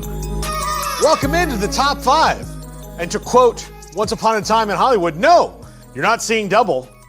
This is my stuntman, Steven Simcox. I've done a lot of these top 5s. I've done them all by myself. And I thought it was time to turn it over to a guest in Steven Simcox, who you can watch or listen to his podcast, Locked on Horned Frogs, wherever you get your podcast, and on YouTube. You can do that. He does that every week. So Steven is a TCU alum and a TCU expert, hosts the show with me on Wednesdays or Thursdays for the Triple Option. But today, he's going to give you his blueprint for fixing TCU, brought to you by Texas Beef House. And look, I'm not going to give him the clicker. The clicker is my thing. So I'm just going to be here nodding in agreement or maybe making a few little smart comments, because it is Paul Catalina's Top 5, presented by Texas Beef House. Number 5, Steven, take it away. Thank you, Paul. I hope to earn the clicker's trust one day. Keep Josh Hoover. As you see with this gif here, you can't leave Josh. Josh took over for Chandler Morris last season after an injury, and immediately the team seemed to respond to him really well. It seemed like maybe some things had changed within the program. I think the intangible stuff is off the charts. He throws the ball. Now, I will say, one thing he doesn't do is run the ball. And that's gone from like a luxury in college football, Paul, to almost a necessity with quarterbacks. You need to have a dual threat, especially when your offensive coordinator is Kendall Briles, who thinks it's like a legal requirement to have the quarterback be part of the run game. So I sense that that's going to need to improve somewhat, or at least he's going to have a willingness to pull the ball in the zone read sometimes, to scramble. I think he's got all the tools, though, Paul, and he has the ability to get another year in this offense. They're trying to build around him. This offseason, they brought in Ken Seals, who's just sort of a stopgap, backup type of player. They also have Haas Haney. He'll be a sophomore. I don't think he's going to be ready. You have to keep your quarterback intact if you really want to get to your ceiling as a team this next season. Yeah, and we'll see. Look, the transfer portal is always open. It is. It doesn't take much for somebody to go like, oh, well, I'm going to go to this other place. Yep. Number 4. Stop hiring your homies. Sonny Dykes, I appreciate you, man. I think you've done a decent job so far. You got on the hot seat this year. You seem to resolve that a little bit. You got to stop hiring just people that you know and that are your friends. Get out of the air raid tree. There's other coaches that know things. This is Dana Holgerson. Look at this man. This is the face that a divorced mother of two is going to see soon at last call at some bar in Lincoln, Nebraska, because he just took the Nebraska job. I don't know. Maybe they have a higher Red Bull budget than TCU does. But Dana kind of took one of these new analyst jobs that's just sort of like, hey, you can work when you want. We're going to have you do some advanced scouting. Sonny did have an innovative idea. He said, Dana, I'd like you to work with the defense so you can be a sounding board for Andy Avalos. You can scout opposing offenses. I don't really think he made much of a difference, Paul. It didn't seem like he was much help. I assume he's getting paid pretty good, too, along with his Houston buyout. And then he bounced midseason. Now, I understand maybe he's done all the work he can do. And this is not a new idea. I mean, Nick Saban pioneered this with having the Nick Saban School for coaches who got fired and want to learn how to coach good again and do other stuff good, too.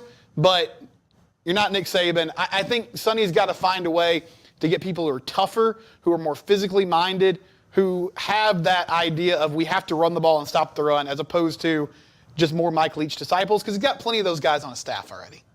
Number 3. Get tougher. I mean, it's just what I talked about. Like, in Dallas, Sonny built a team that was chock full of great skill players, had good quarterback talent, and he did a really good job of utilizing the portal in a smart way by saying, hey, if you were a Power 5 washout, so to speak, or maybe things didn't work out for you at your last school, come back home. You had a huge pipeline of kids from DFW that maybe things didn't go the right way in their first stop. So come back home. We'll get you on the field. We'll get you playing time. And that worked there. But I think at TCU, even in the Big 12, it does not have the trench play of the SEC or the Big 10. You need to be more physically tough. You need to be more mentally tough. You know, in 2022, they won all those games, and they won so many close games. But I think that was a lot of player leadership, Paul. Like you've talked about it before. They were under a guy in Gary Patterson who was pretty intense. And I think Sonny coming in and being like, hey, let's listen to music and just kind of do your own thing. That was a huge sigh of relief for them. And they could kind of police themselves and lead each other. I don't get the sense they have that now. And they need people to come in to instill that culture again so that they have that ability to win these close games and be better up front. I think that has to change moving forward. Number 2. Eventually. Third time's the charm. Okay. There we go. There we go. It took a minute. Win the turnover battle. They are so bad in the turnover battle. They're literally like one of the last teams in the nation in this. Josh Hoover has a tendency to throw picks. We got to get that fixed. They can fumble the ball. If they would just play clean football, I think they could win. They could have won like 10 games this year potentially, but they keep losing it. I've heard rumors that defenses can force turnovers. I haven't seen it much in the last 2 years, but I think the technology is possible. If you're going to be in a lot of one-score games like the Big 12 and the new look seems to be, you have to find a way to protect the ball. I mean, this is just football 101. Again, it comes back to details. It comes back to toughness. All those kind of calling cards of well-coached teams, really good programs that are consistent, TCU's kind of failing at that right now. So find a way to win the turnover battle. Stop putting your defense, which is not great right now, in bad situations. And finally, number 1. Got to fix the trenches. You need help there. And I'm not sure you can do it in the portal. They've tried that the last few years. You remember on Saturday, Sam Pittman was on College Game Day before the Ole Miss game, and he was like, yeah, in the offseason, we kind of did like a blue light special, and these guys, Ole Miss, were buying Louis, and I was like, man, Sam Pittman, that's a lot of honesty. Yeah. He was like on the field with the team. Yeah. Like that's very honest. But TCU's kind of gone that route. They've taken some chances on some G5 linemen. Bless Harris, who was a Florida State guy who was often injured. There's a number of young guys that they've recruited on the O-line. Samir Camacho, Tobias Steps, a number of others that need to develop. And then defensively, you have to find a way to get better there too. There's just no way, Paul, to scheme around getting beat on the lines. Like you can do some creative things. They found a way. They put Savion Williams back there at quarterback to run the ball because they can't really run the ball in the traditional way. And I mean, that's a good fix for now, but he's going to be playing in the NFL next year. So you can't do that again. It's just, you have to, the guts of your program is offensive, defensive line. It has to get better, or we're going to keep seeing this cycle of 5-7, 6-6, 7-5. And I mean, that's not horrible, but it's not where you want to be long term. No, especially after 2022 when you know what the program can do. By the way, if a player transferred away from this Florida State offensive line, even though you may not have known it then, now. Bad sign? Bad sign. Yeah. Bad sign. So we found out. Yeah. Yeah, no. They couldn't block an ad on a computer. Not a chance. Well, thank you to Steven Simcox. Remember, Locked On Horned Frogs and the triple option, usually on Wednesdays, sometimes on Thursdays. Today it was Thursday. But thank you very much. That's going to do it for us. Smokey is solo tomorrow, so be nice to him. He's old and frail. This is 365 Sports.